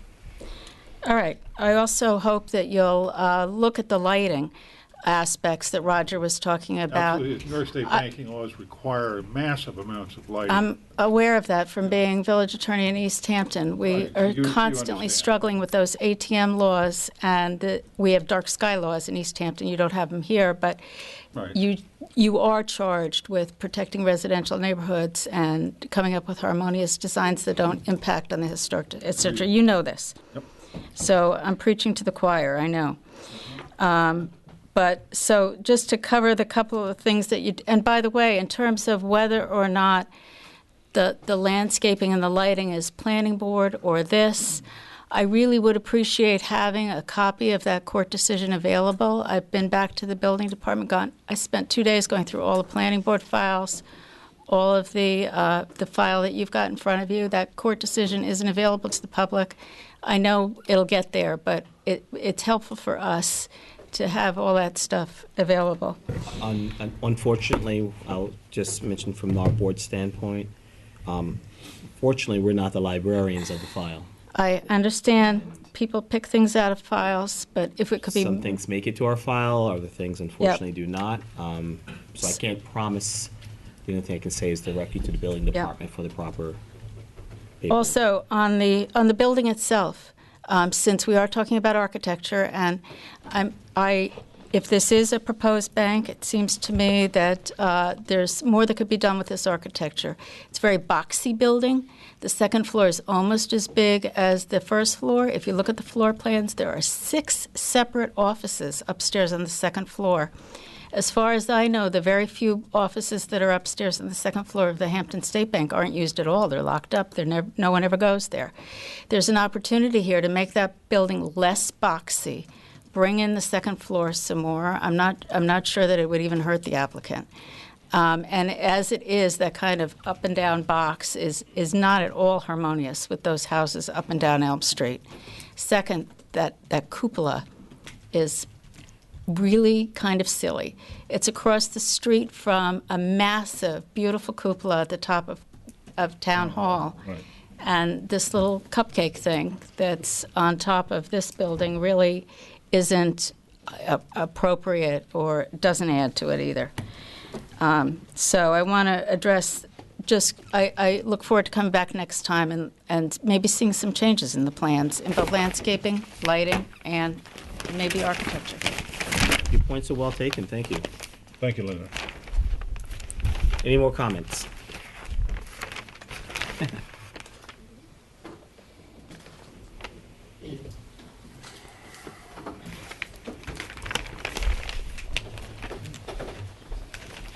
Good evening, Mackie Finnerty. I also live in the neighborhood. I'm on the next street over on Woolley.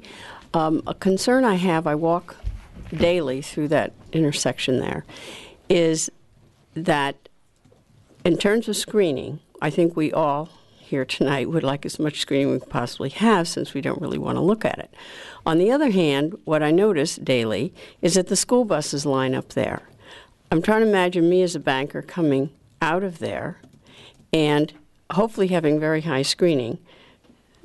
Massive school buses parked along there, and you're supposed to figure out who's coming down Elm Street and get out there safely. And I hope that in your screening, you will consider how that can all fit together, because I can't imagine how it can fit together. As I said, children also. Screening and the bus lining up on Elm Street? Yeah, when you're trying to get out there, and whatever you're going to do at the screening, which is undetermined at this point. I don't know if it's undetermined, if it's just not clear. Okay. Well, because I thought you were going to look at it some more and take a look at it. I just want it to be one of the things that gets considered is... In other words, you're looking at the safety aspect and so forth of screening as well as lighting. Is that correct? Right. Okay. That's exactly right, to think of the whole aspect there and how that whole intersection fits together with the function of the school as well. Thank you. Thank you. Any more public comment? Just, may I make a brief comment? Sure. My name's Theodore Sklar from Essex, Hefner, and Angel. I represent LMR Associates. Mr. Robinson and I got to know each other very well over the lengthy period of time it took to get this approved. I think the applicant wants to cooperate with the board and the concerns of the neighbors over screening and landscaping. What I would ask is that it be some kind of orderly and interactive process rather than meeting after meeting with ambiguous statements about the height of this bush or this tree. I think it would be far more productive if we had a punch list of specific concerns that we can incorporate into any revised site plan. I think it's helpful for the applicant, for the community, and for this board, rather than have a hodgepodge approach to it, which I don't think benefits anybody. It would just go on forever. So, with respect to that, you have seen a number of items. There's at least 12 items that I can name right now. Right. There's a lack of a void on the north side. There's a lack of space on the west side as well. There is a New York State banking law requirement for lighting that's going to affect our decision on the necessary screening. We've discussed calipers as well as you've got a 24-inch setback that's shown with a 12-inch tree being planted. You have landscaping, or if you will, requirements that we have to go off of that for a minute to verify the burn of the materials that you propose putting on the structure itself. One of the applicants has talked about signage, or one of the people here tonight has talked about signage, and I can go on and on. If you want a punch list, it's really up to you to make that punch list, not us. I would recommend you get a licensed, and I know you guys have a terrific relationship, but I could care less. I think you need to have a licensed landscape architect provide a detailed plan and start from there. It's up to you. The burden is not on the village, it's on you. Well, I understand that, Sure. and we want to do that, but it becomes difficult if there's ambiguity. So There's we understand no these shortage of specific. landscape architects. They're licensed and have done this kind of work in the village before. I recommend, again, looking at Bridgehampton National Bank as an example. Perhaps that wasn't successful on the aesthetics of the building as much as we'd like, but certainly on the landscape, I think it was a very successful one. I think the entire meeting has been about the landscaping, but we did not brush on any of the aesthetics of the building. I Correct. think Ms. Riley brought up a very good point with regards to the design of the building as submitted, and it being a little cookie cutter. Well, I think that was the constraints of the site plan. This property was upzoned. The applicant has owned it, I think, approximately 30 years. So the original proposed building was much larger than the one that exists now. The one that exists now was as a result of an upzoning. But what I'm saying is that has nothing to do with the architecture. That has to do with the actual size that the building actually could be. We're referring to the building itself having some character which fits in within Hampton Road as a whole. Within the vernacular. Sure. Okay. Thank you. You're welcome. Thank Ryan, you. any comments? No, I look forward to seeing new developments in the landscape plan. As far as the building, I agree that it does look like a box to me. I think the detailing of it is very appropriate. I actually like the detailing of it. I like the shingle style, but I do think it's good that it's pushed as far away from Elm Street as you can get, but it's still a long mass along Elm Street, and I think that should be addressed. And I look forward to seeing how the landscaping and the building can all help the neighborhood. Any further public comment? Yes, Council. Ted, you might want to give your contact information to Susan, and maybe if she has some... No, that's okay. No. Well, you might want to interact with them or their No, landscape I don't- architect. No, Okay. thank you, but thank you. She has something planned. No, that's not appropriate. I mean. No, that's not true. We encourage, the board encourages people to interact with applicants, and to the extent that... Nobody interacted with us. The sign went up for 2 days. I read about it in the newspaper. No one's interacted with us. We're all here tonight because we're trying to get information, and I don't necessarily want to get it from the very entity that I'm opposing. We're not saying that you need to get information from them. I'm suggesting that you might want to, once they obtain a Sure, would you like me to landscape move around? architect, that you might want to work with that architect But not to me. have some input. No, not Well, me. I'm suggesting it, Susan. You don't have to do it. I'm I saying said this I is- wasn't gonna This do is it. common. If anybody else wants to take up Thank the you. issue, it's common for this board to recommend that people try and get together on issues and discuss these things. We just had a major case here in the Farrell application where 4 neighbors cooperated with the applicant and were able to resolve their issues. That was a house, not a bank. This is going, Guys, this is Well, going. you brought it up. Yeah, I know, I understand. Okay, are you asking for for an adjournment so you can provide us with additional Let's just make sure data? there's no more public comment, because I don't want anyone to feel that they had not had the opportunity to speak. I would just say, given all that I've heard, and having been down this path, I would encourage the applicant to look at that Bridgehampton National Bank building, landscape plan, and the lighting plan. A lot of work went into that. 3 or 4 site visits with the landscape architect. And then I would encourage the board also to look at the massiveness of this and the design character, and to be certain it fits into that Elm Street corridor. Nothing should be looking like a box that doesn't already look like one, and I don't see anything on that street that does. I don't think you do either. So those are my last 2 points. Anything else from the board? Zach, not in historic district, however, it's in the that buffer there, that hole marker. I want to look at the design of the structure. Very good. Are you asking for an adjournment so we can move forward tonight? We've got a full house. Yes, Mr. Okay. Hodge, that's a Okay, good thank you, Mr. suggestion. Chair, I'm sorry, I didn't mean to interrupt. Motion I to wanna approve kinda applicant's get request to hungry. adjourn. Make a motion that we approve the applicant's request to adjourn for LMR Associates at 89 Hampton Road. Second. All in favor? Aye. Next application is 239 White Street LLC for construction of a new two-story single-family dwelling, garage, and accessory pool house. That's the big one there. It's okay. The bully of you, sir. How are you doing?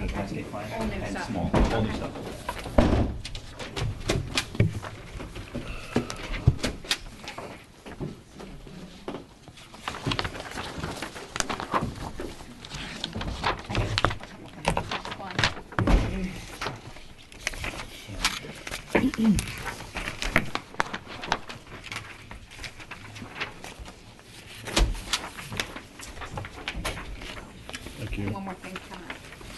I don't need this. Two more. Well, yeah, I guess I will. How many sets do we have here? A total of 3? You, Or are you stamping all the mini sets? you have 6 of the small sets. One is for Zach as well, with the 3D and the architectural drawings, and also a These- landscape plan. Are these mini sets matching up with the files? Yes. And you're a licensed architect in the Yes. state of New York? Ron Volano, yes. No, Ron, but, We, go ahead. what I saw is that you needed to clarify your fenestration, and Yes. you needed to clarify your roof lines. Yes. Correct? And there was some discussion of the inset porch facing the rear of the property, and also some discussion on the- details of the fascia. Because of the one-dimensional An entranceway. Format of the original plans, it was difficult to ascertain the three-dimensional or optical view of the structure once built. Okay. It gives us a better look, Right. feel at least now on how that both sides of the house, both rear and front, elevations will, the roof lines will fit in. So thank you, that's very helpful. I don't think we still need to address the fenestration, correct? No, and we cleaned up the roofs, simplified it, brought the weight of the roofs down as requested. We additionally provided 3D so you can understand how the building, dimension of the building. We gave a better, more pronounced door, a 48-inch front door. We took out the windows at the front, the scallop shingles as requested, and we also changed the garage roof. So all the comments that were made and all the requested items we addressed and simplified the home. And That's your doorway, you say you simplified? no, that got more grand as per the request. It got wider. It's a 4-foot door now with the wider, more proportionate See the original plans. side. The original plans. The original plans. Okay. I was in here at the last meeting. I'm sorry? Is there another set of these? Yeah, The there original are. ones? 'Cause I wasn't here at the last meeting. Okay. I think these are in line with the mini sets, though. Yeah, but I'm looking for details. Right. Okay, got it. Yes, and on the new ones that we just submitted, there's details on that one as well on the newly submitted, You're 24 by talking about the 36, full and set. also an 11 by You 17. talking about the full set? Both. They're both exactly the same. So in the new set that we just submitted, 24 by 36, those 6 11 by 17 have the same exact details. I just have perspectives here. Oh, that's a 3D. Just look at the architectural 11 by 17. I'm sorry, I beg your pardon. And there's also landscape plans that were handed out by a licensed landscape architect who's here as well.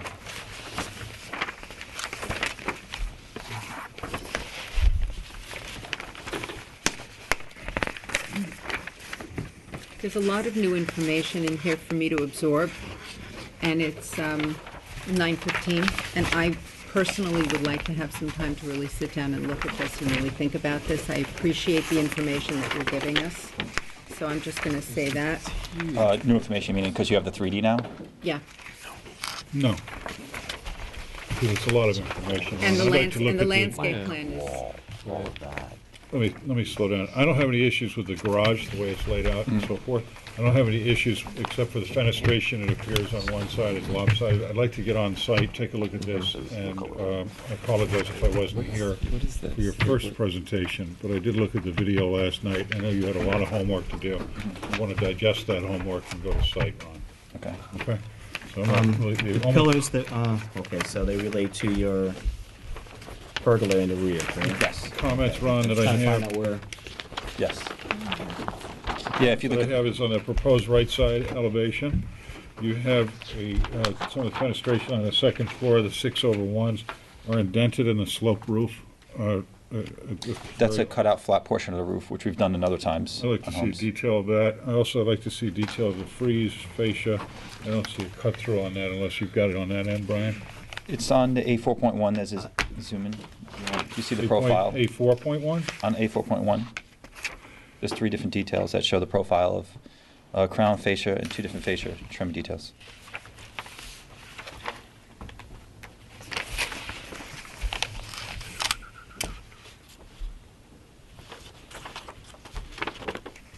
Brian, comments? I agree with Esther. I think there's still a lot of work to be done on this. You know, the roof, or the second story being a lot of blank wall with big dormers, it just... Well, originally we had 2 windows in those blank wall portions, which is also submitted in the old set. You'll see on the architectural drawings, and they were asked to be removed by the board. Okay. So we're just complying. Well, it's... If you want to look at It's how not it looked. working, Ron. The big objection I have are the big pork chops at the end of the eaves. They're just massive. I think the front entrance needs to be detailed. There's no lintel above the door. There's the windows on either side of it are shorter than the others. I mean, there's a lot. I'm sorry, which windows are shorter? The windows that flank the front flanking door? entrance. The mold units, the 6/1s on either side, they're molded together. Look like they're 2.5 feet tall, and you've got an 8/0 door next to it. It looks ridiculous. The roof lines need to be adjusted. I need to get to the site and look at this and see how the site is. Did we see how it looks in the neighborhood? I know it's a I big haven't had a site chance to. in this neighborhood. It's a 1-acre site, and there's other homes that are, Yeah. there's Big. other large homes, though, in that area. And this home is under the allowable GFA by about 800 square feet. I don't think the mass is the issue. I Ron, just It's think the that- detailing. It's the Detail. detail. Yeah. The chimney here, is that just a slat, like a just? I was asking the same question. Chimney rear Rear. elevation? It's rear elevation. Okay. Hey, Ron, can you do me a favor, please? Can you put north, south, east, and west instead of right side, left side? Yeah, that would be. So we can orientate the building on the Stove site. or- No, and I'm gonna go back to this. The front door with a Got pair two. of mold 6/1s on either side of the front door, it really does, if you can get some alternates to that, it'd be much appreciated. There's no significance On the what? here I'm sorry? on the front door. Okay. On your entrance. It was said at the last meeting you had to organize it. Yes. I don't see a lot of effort into it. What you basically is you popped an AutoCAD door in there. There's no transom, there's no side lights, there's no balance to it, and it's not in line with the roof line. It needs work. But what I'm looking at is you indicate here on the proposed right side elevation, you've got some 6/1s where it looks like the light cut or the 6 style light is about a third the size of the 1 light cut. So as a result, it's completely out of proportion, and you've got it plugged into a sloped roof. So it would not work. First of all, for any water drainage, unless you wanted to have a pool inside the house, you wanted it to rain inside, it's going the wrong way. Well, construction-wise, Do you see what I'm saying? Yes, I understand. Okay, We'll so I detail need right to in the detail on construction. pitching on that. Set is And going to then- be, I'm sorry? on the detail on the construction set will be correct as far as how this, We it'll be need to rubber see roof. that so you don't run into an issue. So Okay. the details I do see that you have on the fascia, you have any frieze planned on this house? Yes, the board? frieze is just under the fascia. You see it there with the modillions on it. It's a, That's the frieze. what's the against wall. dimension? Where do we have the frieze? Hold on. It's right here on that detail 2. Well, I'm looking at detail too. Your fascia shows a 1x6. Where's your frieze? The frieze is under that, and that's approximately 8 inches.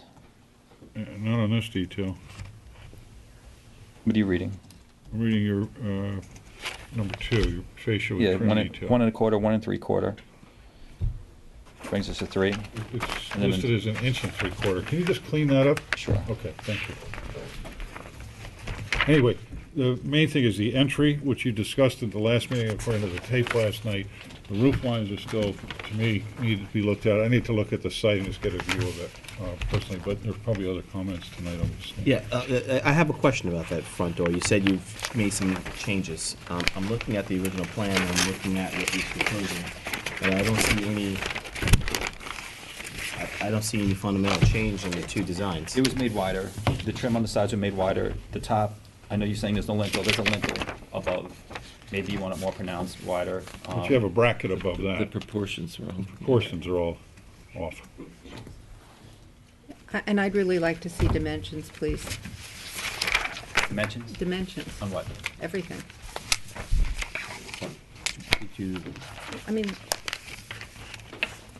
you have dimensions here? I think there's dimensions on the surface. On the, On the main plans, yeah, but. surface? Yeah. you know, they, Okay. We'll add dimensions. We'll add some Thank more you. dimensions to the elevations. And Ron, on the landscape plan, would you mind calling out the calipers of the shrubs and the trees and so forth? I know you've planted all 3 sides already, correct? Yes. Okay, I want to see that, and then I just want to see the calipers of the That should be on, shrubs. that, But I'm looking at an 8.5 by 11. I did leave, I think 10 sets at the building department. That's full sets? Okay, Yeah. I haven't had a chance to see those That's yet. okay, So like I said, the site, the front entrance, the inset windows, the sorry, relationship between the What were we double talking about hungs before between the, with the inset excuse me? windows? What were we talking about before with the grills? Said the 6/1 and then. You're showing 6/1 inset into your roof line. Yes. That is out of proportion. The upper, it's not even close. And I can keep going, but the front door mold units need to be cleaned up. You need some more work on this. Okay? And you want more dimension, is that? I want my and the, on the site plan and the landscape plan, when you're coming in off White Street, what is the material for that, for the driveway, for that circular drive entry? 5/8 crushed gravel. This guy over here. And then what's in the middle of it? That circle in the middle of the, Is that a fountain with like ducks in it or something? No, it's just a bluestone. It's flush, and just to take care of it. again, Is I there a can't. statue of the architect there? It's hard to, no, it's just hard to Come on, guys, get understand your- what, get it together. what's there. Okay, are you asking for an adjournment? We're going left real We've got a fast, full guys, room. come on. Ron, do you want an adjournment so you can go back and address those things? is any public comment on the application? Any public comment? Brian, there were a few things that, you have any other comments? No, No, just it needs work. It needs work. Yeah, you're a good architect. You're gonna be great. You just need to catch up a little bit. Thank you. On the landscape plan, you Wanna say you rub have his full head too? I sets. mean, jeez. Okay, thank you. You asking for an adjournment? Yes. Okay. Yeah, You want- thanks. I make a motion to, Keep two. sorry. Here, let me have those two. Please. You have to, don't you? These are the final set. No. The stamp ones. Okay. See? Yeah, but there should be 2 cents. Sure. Is there a motion? Yeah. Motion to approve applicant's request to adjourn. I make a motion to approve applicant's request to adjourn 239 White Street LLC. Second. All in favor? Aye. Thank you. Thank you. Suzanne Kasser, 44 Osborne Avenue, construction, 2-story addition. Mr. Chairman, members of the board, Peter Cook, architect for the applicant. Applicant is requesting I'm sorry, guys. I'm sorry, 44 Peter. Osborne. Give us a chance the to whole catch up. 45 square feet. 44 Osborne. Go ahead, Peter. Cassar. I guess the first order of business is to submit the affidavits of mailing and posting.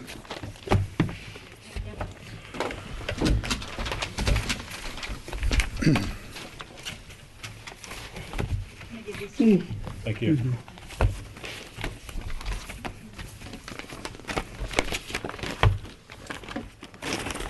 Proceed. The owner seeks to add about a 3 by 15 foot bump on the north side of her home to accommodate a slight increase in her kitchen, which is very narrow.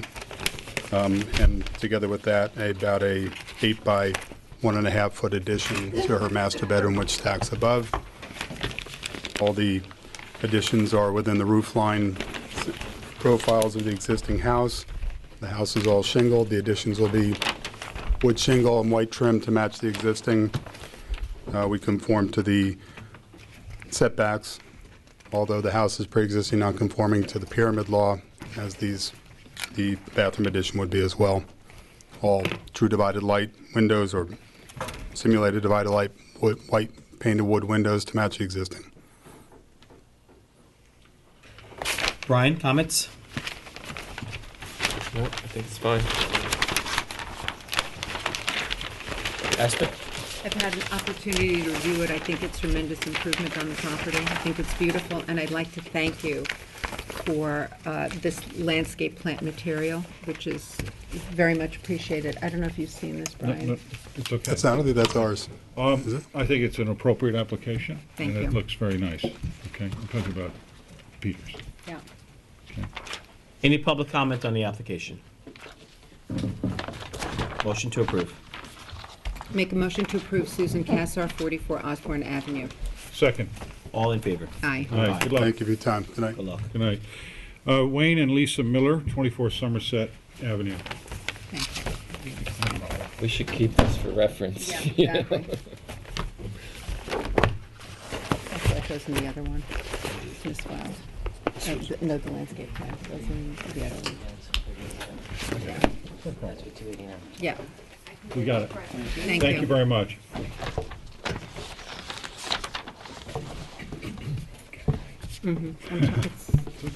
Hello.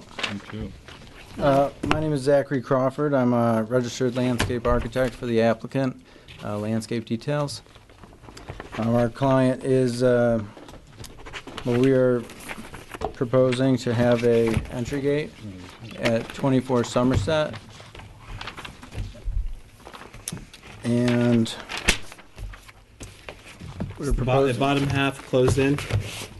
Yes. No spacing? No spacing. Top is, what is the spacing between the top lattice 2 3/4 inches. from center? 2 3/4 inches space between the spindles. 1 1/4 spindles, they're 21 inches in height of the opening. Personally, I would like to see the bottom half reduced and more exposure from the top, giving more transparency, but board members, what do you feel? It's 46 inches from ground height to the bottom of that, where the spindles or pickets would start. I agree with the chair. I'd like to see less panelization low and more transparency on the overall gate, particularly in this neighborhood, which runs essentially off of or north of Hill Street. And there's not a lot of gates in that area of the village. Maybe 2. I think so. So Yeah, I the would context. be fine with approving it with all 50% transparency on the pickets going all the way down to the baseline, assuming that you're coming 6 inches off the ground and you have the structural stiles and rails Okay. in the same size. I want to see a new Okay. plan. Yeah. I'm sorry? Mistakes happen. I want to see a new plan. I want to see a plan with showing the reduction in panelization in the bottom half, more exposure into top. So what do you think would be, you're proposing that we would The chair have is asking for it open a all the way to the option- bottom? An option for a picket that would go all the way through. All the way through is what you're Yeah, saying. and you'd have it at 50% or more. I think during the last meeting, there was an application here where we actually requested The percentage. sometimes as much, I think our attorney requested at least 150% sometimes of transparency, right? I don't think we're that. It's getting late. Let's move on, please. Stop, please. Okay. Please. Yeah, because part of it is that it's a busy With all due road that respect, a lot of people cut through. 50% or 30, 40% is what we're looking for. Okay. All right. Okay.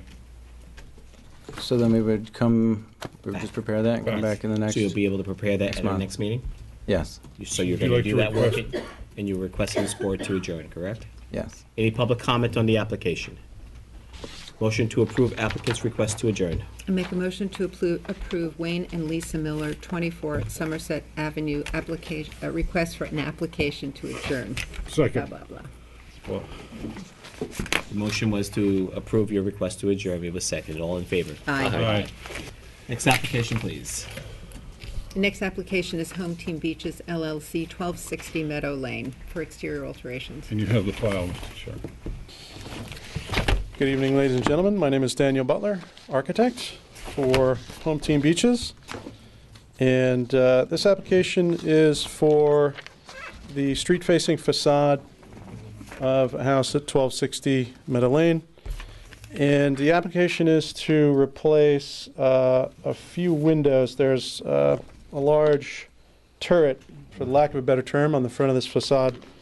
And the applicant would like to replace it with fixed windows, approximately 26 by 84 in a series. I think you have some renderings in the file. That's correct, yes. And so there's one on the main house. There's a large turret on the main house. And that will receive basically 8 windows on the lower portion and 8 windows on the upper portion. There's also a small section of the garage that faces the street, and they would like to replace that glass block as well with fixed windows. Again, due to the radius, about 24, 26 inches in width by approximately 48 inches high.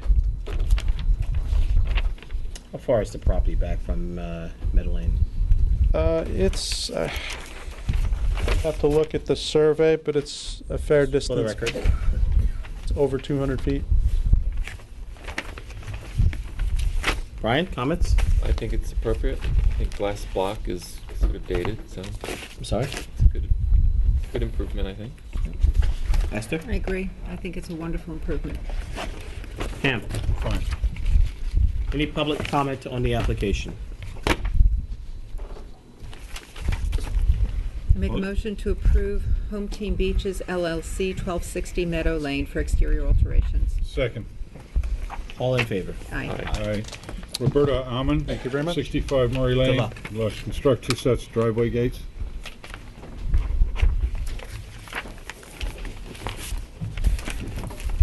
Good evening, my name is Matthias Turner, and I'm presenting the application for 2 new driveway gates on 65 Murray Lane. We already have an application for a new building, and these 2 new gates are basically exchanging the existing gates which we have on site. We are replacing or relocating one of the gates, as you can see from the site plan which we submitted, and essentially the design of the gates is almost identical to the one which was there before. We were very cautious about the transparency, and I just have some material here to show for the posts, which are made out of this material, this granite, and then the gates are painted in white. They're automated and I think fit all the requirements needed in terms of height. They're painted white. Yeah. Any illumination? Not in the gates, not at this point, no. Brian, comments? No, I think it's beautiful. Esther? I think they're very handsome. Very nice. Pam? You like that? Any public comment on the application? Motion to approve? I make a motion to approve the driveway gates at 65 Murray Lane for Roberta Amon. Thank you. Second. All in favor? Aye. Thank you. 26 rather, dash 28 Jagger Lane. Have a good night. Construction of ulterior alterations, good night. Commercial building, roof, and front patio stairs. You have that.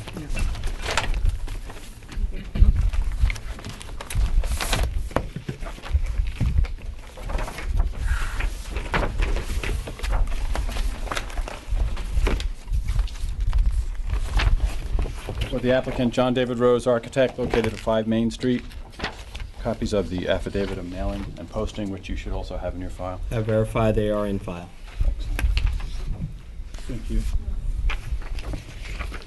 Property is 9,584 square feet. It's in a village BB zone. I have pictures which should be in your file, but I don't know if there are enough sets.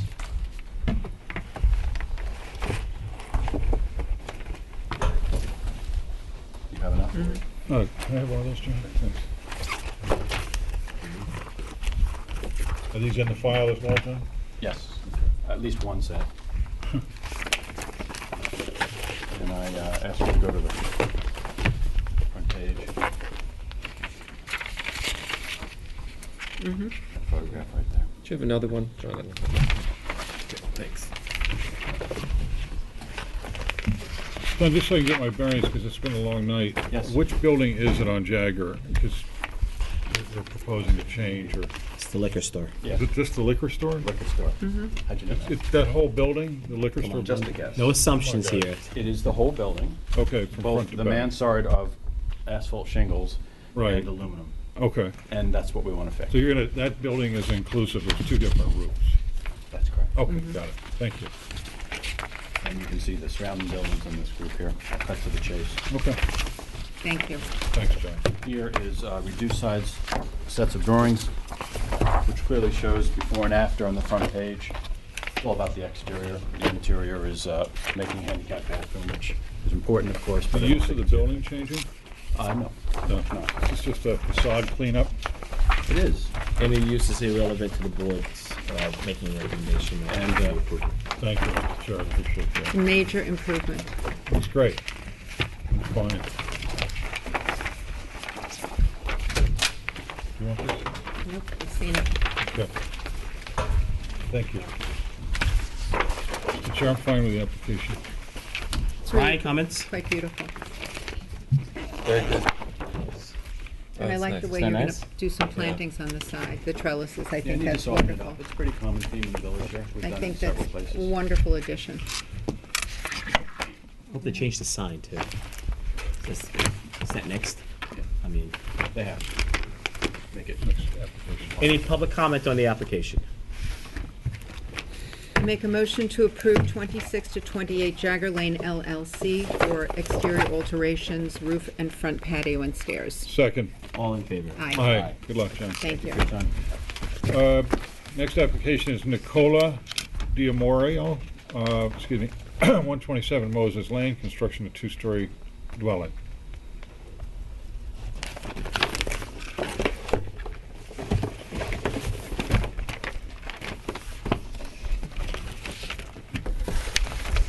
Good evening, Board. I'm Russell Blue, the architect. My design associate, Frank Ravello. This is proposed for 127 Moses. Let me just say right off the bat, this lot is surrounded by between 12 and 20 foot high growth right now. I have some pictures that will shed a little bit of light on that.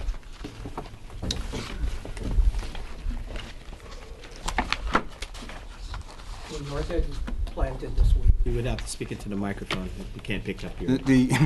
He was saying that the north edge was planted this week. You have photos for the file? Yeah.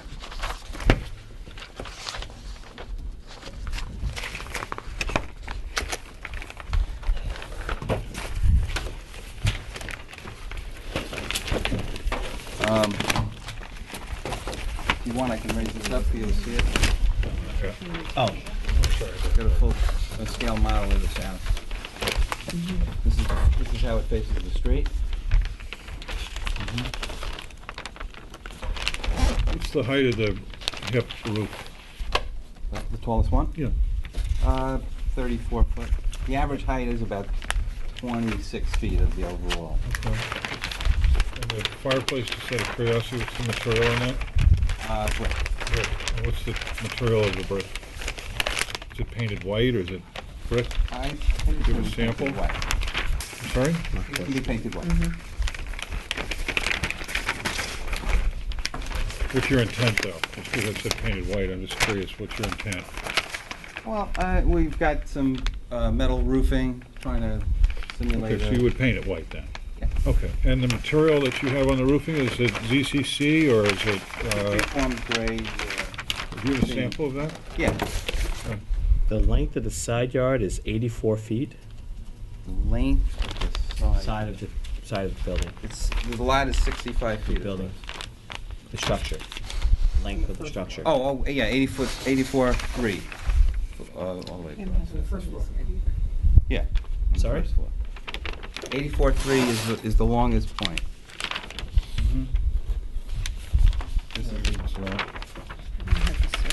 This is the.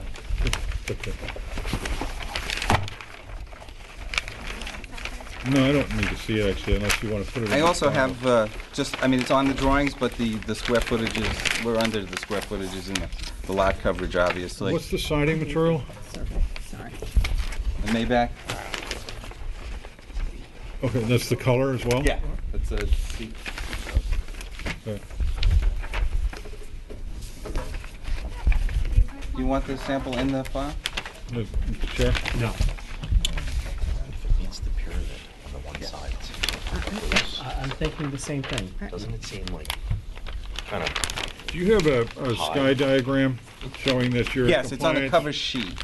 So that you're in compliance with the pyramid law? Yes, it's on the top. It's A0. A0? Yeah. On the file set? Yes. Do you have a sky plane diagram? Yeah. Oh, here it is, okay. So it could be 15. I actually don't. Seems awfully. Yeah. Yes, we double check it. I would want. It doesn't meet the pyramid. I would It want- doesn't meet It pyramid. doesn't, yeah. Yeah. The existing structure is 22 feet on that Yeah, we went on over that with edge. This is we discussed this. So this is a renovation? Yeah? Yeah, there's an existing Yeah. house. It's 22 feet, the existing height. Okay, existing house, non-conforming pyramid location. I'd like to see some clarification of the relationship of the pyramid with the sky plane that's fully Absolutely. detailed by Yeah, a surveyor. I concur. Absolutely. As far as the materials, can we keep going on that for a second? Sure. Okay, so the metal roofing that you have is the bluish gray? Well, it's, I don't know about bluish, but Okay, but that's the material, Yeah. correct? Okay, and who's the manufacturer of that? If you can show us the call out of the material and the color on the plan, as well as the sky plane. the color is there. It says preformed gray. Okay. The elevations show the. Brian, you have any comments? Where do I begin? Yeah. There it is. I'd like to see if it's conforming first. I'm sure you guys understand that. understand It's that. a tight, restricted lot.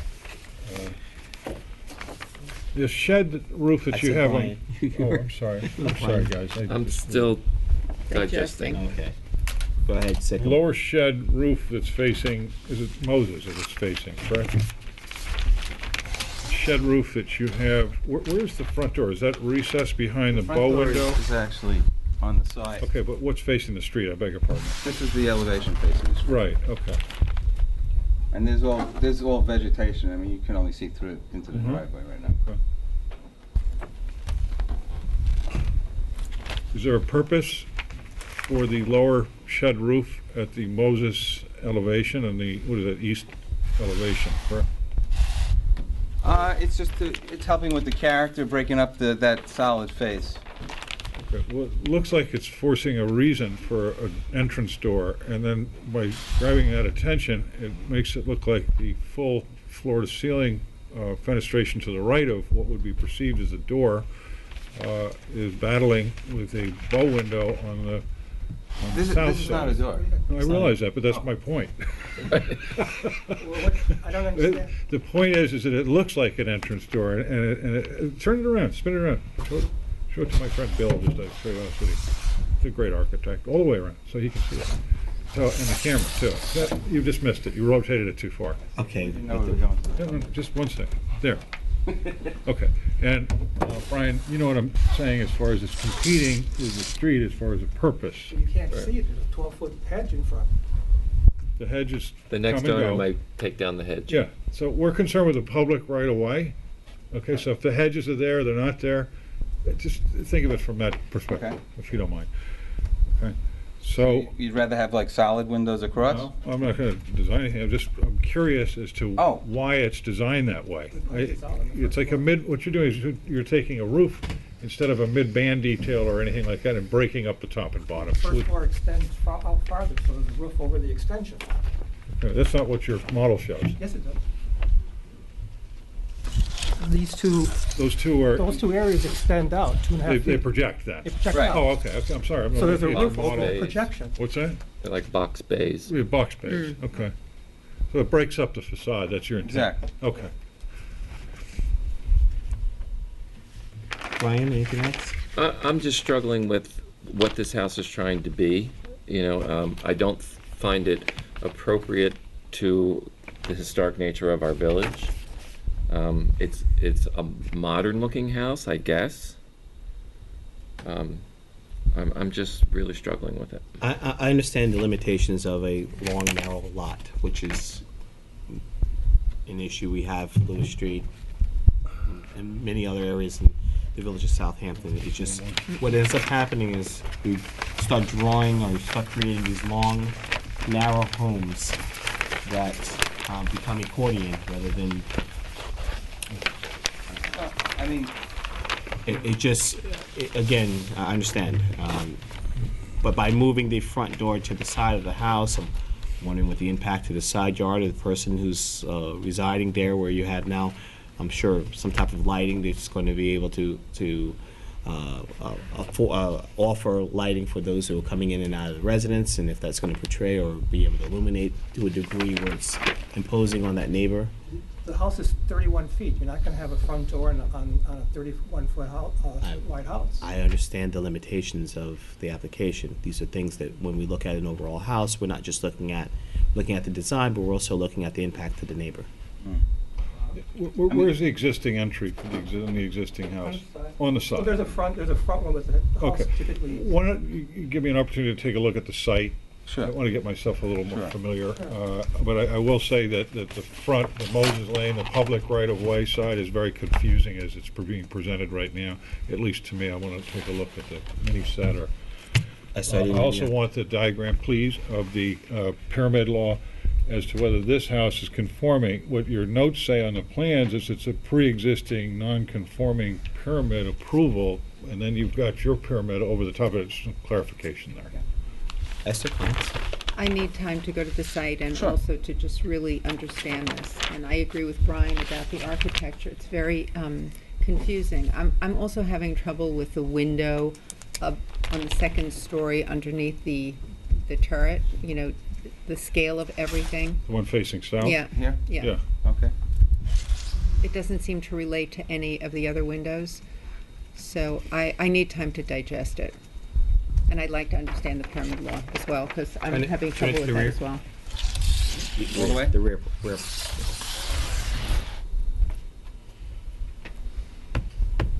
I'd like to see like an the option pool. for the tree. I like the pool. And I like the The pool tree in is the there. pool house. We're saving the tree. I really like that. The tree is there right now. The pool and the pool house are really quite wonderful, and actually the back elevation, the back section of the Beautiful. house as it faces the pool is relates really to the pool. quite lovely. So I That- should have shown you this first. I think the front of the house Or relabel. really needs more work, but the back of the house, just the scale of it, the It proportions. looks fun. It looks creative. Are really it looks lovely. It's cool.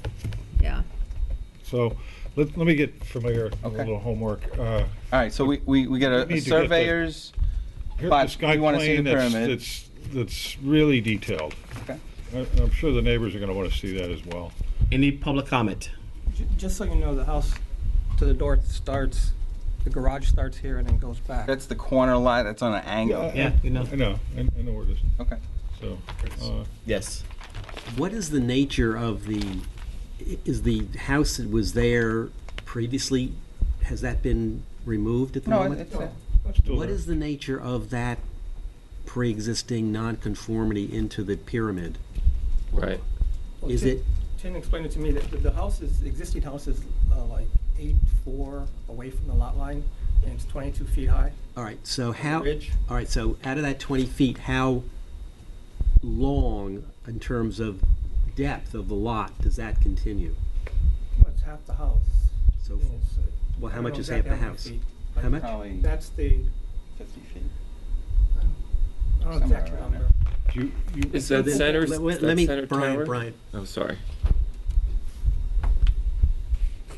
So the intrusion is 50 feet long? Into the Yes, side, into the it's a- side Yeah, plan? that wall goes back from there. 50 feet. Well, maybe I it's don't know. 40. 40, okay. I don't know. So does this exceed that, or is it equal to that, or less than that? We're starting further back, Right? and we're not, if you look at, I mean, you want it more accurate, but we're less intrusive, is the best way to summarize. For the entire length of the existing house? Well, we don't know. You need, Yeah. that's what you should be looking at. We're less Well, we went intrusive, through we're this with we're Tim. further back. Okay, so Not- let's, Notwithstanding that he might be wrong, Honestly, I'm saying we went through this because we didn't. just go across- notwithstanding he might be wrong, Okay. right, double check it Okay. and show the board what exists now in terms of the volume of the intrusion, Mhm. and then how your new volume compares to that, because I think the Board of Appeals treats it, if you increase that volume, not net, but if you increase any part of that, I think the Board of Appeals treats that as a Non-conformity. new, it's not exempt by the nonconformity. It's a new It's a new requirement for a variance, in other words, because you're adding to the amount of unconformity. And Tim didn't say that, and the building department should be telling people that, and that's. I'm not saying, Frank, that they did or did not, I'm saying check it. How tough could that be? do the sky plan. Demonstrate what is Yeah, there no now. problem. Yeah. No problem. Excuse me, demonstrate what is there now, and then demonstrate what you want We- to. I mean, we did similar, we did the house next door. Okay. That's also another thin lot that. Yeah. Towers The in same it thing too. happened on this lot. Yes. okay. So are you requesting an Is that adjournment? existing? You request, you guys want to request an I adjournment? don't see how we Okay. did Wait, that. so we fought before. Yeah. So the tower is existing now. There's, the tower exists. And that's That the, center section. No. 'Cause that's, No, That's new. no. yeah, but that's not Existing according to the house pyramid is- law. that's not what hold on. The reason why we're asking these questions is we're looking at your plans. Okay. So the only information we really have is with regards to what you've submitted to this board. Right. When we look at this, I see existing house nonconformity pyramid location, and it has the tower there. And it's showing that, Well, it's showing where in other words, that dark, heavy line is the line of the existing edge of the existing house. that's not how the plans read. It reads as if that tower is existing, and that's the amount of unconformity currently. Okay. The intent was to show this next to the sky plan that Okay. exists now. And, Well, let's look at it so it's clearer, It's not okay. clear. okay? Okay, so you guys are asking for an adjournment? But Yes. Brian, you had a comment that you're not ready to approve this as it looks, or I'm struggling with it. you're struggling with the tower itself as an element? With the detailing, the eaves being just a flat 1x10 with metal and shingle and Okay. the chimneys, the caps of them. Right, got it. There's a Are you lot. willing to look at different materials for the roof as far as it's more in This is compliance? cedar. Most of it's cedar Yeah. shingle. Most of that is cedar, so the only part that's metal is the top of the tower and your shed roof on the Moses Lane. Are you willing to look at alternatives for the roof material, rather than metal, and more If conforming? it becomes, I mean, overall, is really the roof material the issue, or the actual design itself? It's the design. That's what I thought. Semantics are. We need to go to the site and Yeah. digest Get this. familiar with Yeah. it. Okay. Let's look at your pyramid stuff and be ready to have a little flexibility. You've done another house along that street, so get ready to look at this tomorrow. Okay? So you're asking for an adjournment? Yes, we are.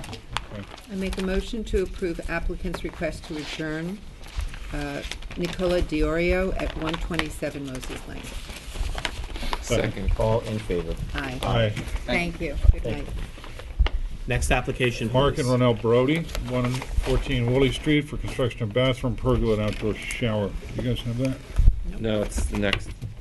Oh, yeah, that's right. Sorry.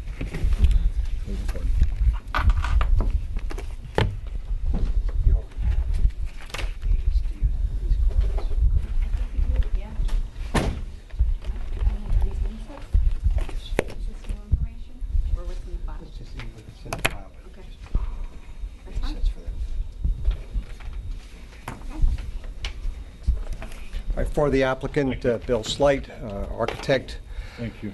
What is proposed is a small addition to a house which is on a corner property.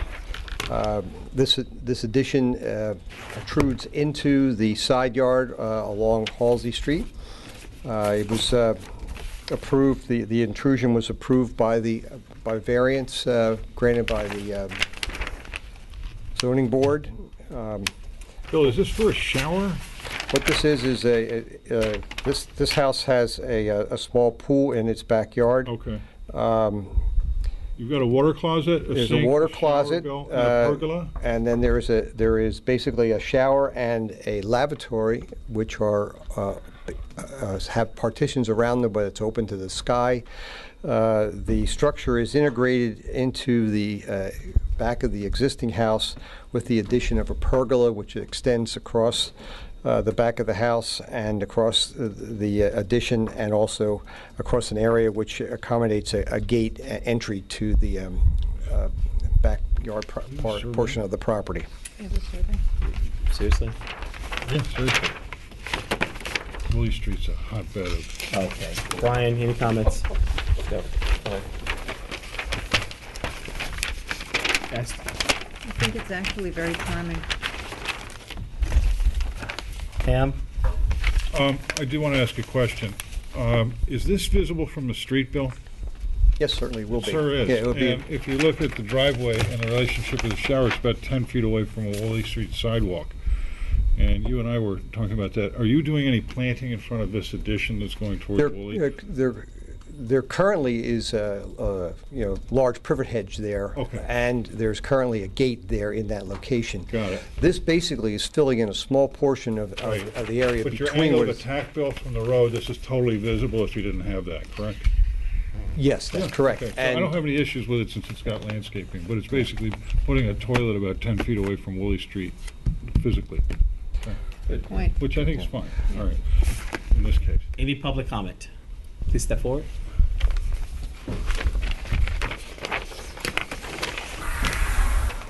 You just say it's an open bathroom.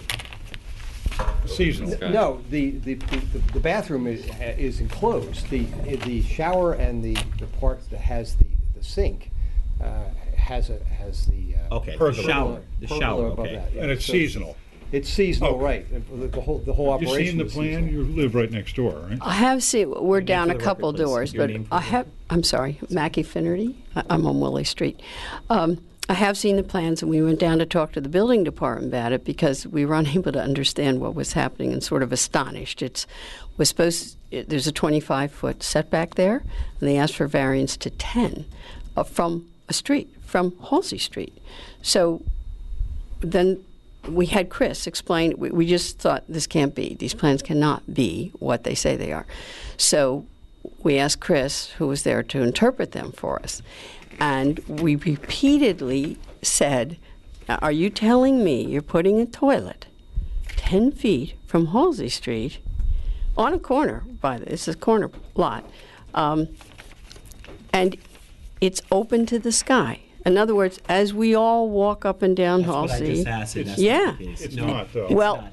Chris repeatedly said, yes, the toilet is open to the sky. The whole thing is open to the sky. With due respect. So, I don't know. He's a building guy. Okay, well, he's actually the The architect. architect. He's the Yeah, architect. it's I think I would definitely not trust- open. It's definitely not open, and If you can step forward for the record, just so. it's definitely not open, and the entrance to the water closet is within the enclosure that contains the shower and the sink. So you will not see the actual entry into the water closet. Does that also enter from the inside of the house? No. It does not? No, it does So not. Strictly seasonal. it's strictly seasonal. Yep. This portion here has a roof over it. This is basically walls open to the sky. You have to go through here in order to go into here. There's showers contained here, and there's a sink here. This is a gate which is also covered by the pergola in from the parking area, which is accessed from Halsey Street. Okay. Okay. That was our concern. I mean, the It is a setback. concern. Well, It is a when I concern. heard it, I Pretty heard the same thing, and that's the reason why I wanted clarification. Of course, that would be a concern, having an open toilet. Yeah, it will be okay. Okay. Thanks. They're very nice people. We like them. We hope it's a success, but we were just shocked. Good. Okay, thank So you. you're happy with the design, Bill? Thank you. Okay. I think 10 feet is tight, but Yeah. Any additional public comment? Anything further from the board? No. Motion to approve. I make a motion to approve Mark and Ronell Brody, 114 Woolly Street. Second. All in favor? Aye. Aye. Good luck. Thank you. Next application is Richard and Lisa Moody, 96 Prospect Street, for additions and garage and accessory pool house.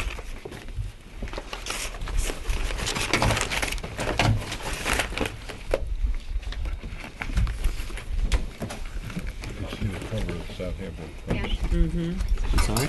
I can see the cover of the Southampton Press, ARB approved toilet, 10 feet from property. Outhouse. Outhouse. Literally. Silent flush, I know, that's what we said earlier. I think that's the last thing people are worried about.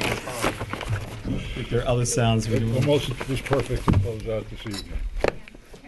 Oh, so sorry, thank you. Here. Okay. Good evening. Good evening. Hopefully we can all go home soon, right? It's been a long one. My name is Mary Riley for the applicant, Richard Moody, owner of 96 Prospect Street in Southampton. Tonight we are proposing a new detached one-car garage, a pool cabana, and a rear two-story addition to an existing dwelling. It is currently a two-family residence with permits. We are going to be converting it to a single-family residence, removing the second door and incorporating that secondary living unit into a single-family dwelling. That's more befitting the neighborhood. Materials we're going to be using for all of the structures that we are proposing are cedar shingles to match the existing that's on the house. We're going to be using AZEK trim for the moldings and the casings, Timberline asphalt shingles. The house currently, I believe, has the architectural style shingles on it. We'll be keeping with that. Anderson 400 series for French doors and windows in white, the natural cedar shakes. We went through that, and we're going to be adding some detail as far as some rakes and freezes and trims with some Fipon dental block space to kind of give it a little bit more character. And if there's any questions that you guys have regarding it, we'd be happy to answer them as they come up. The material for the roofing, just out of curiosity, is it gray or is it just? We have it. Do you have a sample? We have it. Weathered wood by Timberline. Fine, okay. Thanks. Can you pick up your Yeah, things sure. and turn it towards the camera? This is I'm fine Vanna with White, this so that you application. guys Sure. can It's a big improvement. renderings of Huge. the I'm just different looking garage. for Turn the it that way survey. towards the camera. Did you submit the survey? There should be surveys in there. If not, I have a few extra copies. And the chimney, can you discuss that? Yes, it was a last minute change by our client to convert from stone to a chimney. I think chimney is more fitting with the neighborhood. We might add a herringbone pattern design, maybe. Brick. Yes. Okay. You're going to have to submit that, by the way. Okay. And then, do you have the survey or not? No. Okay. I'm in favor of the application. It looks fantastic, guys. You did a great We job. do have a survey, if you don't mind, we'll give it to you. Please You do. have I it? hope you have two Should have been one, copies. Be happy to give All you right. one. And the siding is cedar. Cedar. You explained the whole thing. You're very Yeah, detailed. it's what's there now, we're just gonna be matching it. Got it. The front facade is not changing at all, everything happens in the back. Good. I'm good. It's very attractive. Esther? Yeah, major improvement. Brian? Yeah, I love how you cleaned up that roof line. Thank you. Spooking me over here. I do have two surveys. Existing, though, it looks like. Not You have the- proposed. Doesn't have the roof? You don't have I have to proposed? check You have the- proposed? The file's next to. Can I just ask, what is that brick panel that's to the left of the chimney? Oh, there's You an have the exterior surveys? shower. Oh, that's a shot, is that masonry? Yes. Surveys, guys? We have a architectural site plan. The survey we don't have with the proposed work. Okay, I think you've got favorable responses from the board tonight, and I'm going to speak for the chairperson, or, Site plan, council, we're okay with site plan? Okay. because it's on the existing. Well, we I have have as one part, that's- we have as part of the small plans, as part of your overall package. We're okay with the site plan, we just don't have it. Next application, make sure you have a full site. Of course. Thank you very much. Okay. Are you requesting an adjournment? What, why is he requesting we? Oh, adjournment? you're approving this tonight? Yes, of course. Okay, fine. Is there any public comment? No. You're the homeowner. That's the homeowner, he's All right. good. Sure you You're don't have any requesting comments? approval then? Yeah, yes, can I request? Any approval? objections? No outside toilets, no? No, nothing. Okay. Everything that is nice and sounds good. contained. It's a big improvement, Cousin. Good job. Absolutely. Thank you. Good job. Thank you. We have a motion? Motion to approve. Make a motion to approve Richard and Lisa Moody at 96 Prospect Street. Second. All in favor? Aye. Aye. Aye. We will have a survey though. Yes. you will Okay, provide the that survey. concludes our agenda for this evening. The building To the department. building department. What's left are minutes from March Update. 26th, April 9th, and April 23rd. All board members present on the 26th. Not you. Not me. So I can't vote. Motion to approve the minutes from, I'm sorry. Did everyone have the opportunity to review? Yes. Questions, comments, concerns, or changes? No. No. Motion to approve the March 26 minutes. I make a motion to approve the minutes from March 26, 2014. Second. Second. All in favor? Sorry. Aye. Aye. Good luck. April 9th. Any issues, any challenges? I was not there. Okay. Any comments, questions, concerns about the minutes? No. No. Motion to approve the April 9th, 2014 minutes. I make a motion to approve the April 9th, 2014 minutes. Second. All in favor? Aye. Aye. And the April 23rd. I'm sorry? Because Brian and Pam weren't here. Okay. Right. Motion to close this evening's meeting. I make a motion to close the meeting of the Board of Architectural Review and Historic Preservation for May 14th, 2014. 10 o'clock. Second. All in favor? Aye. Aye. Good night.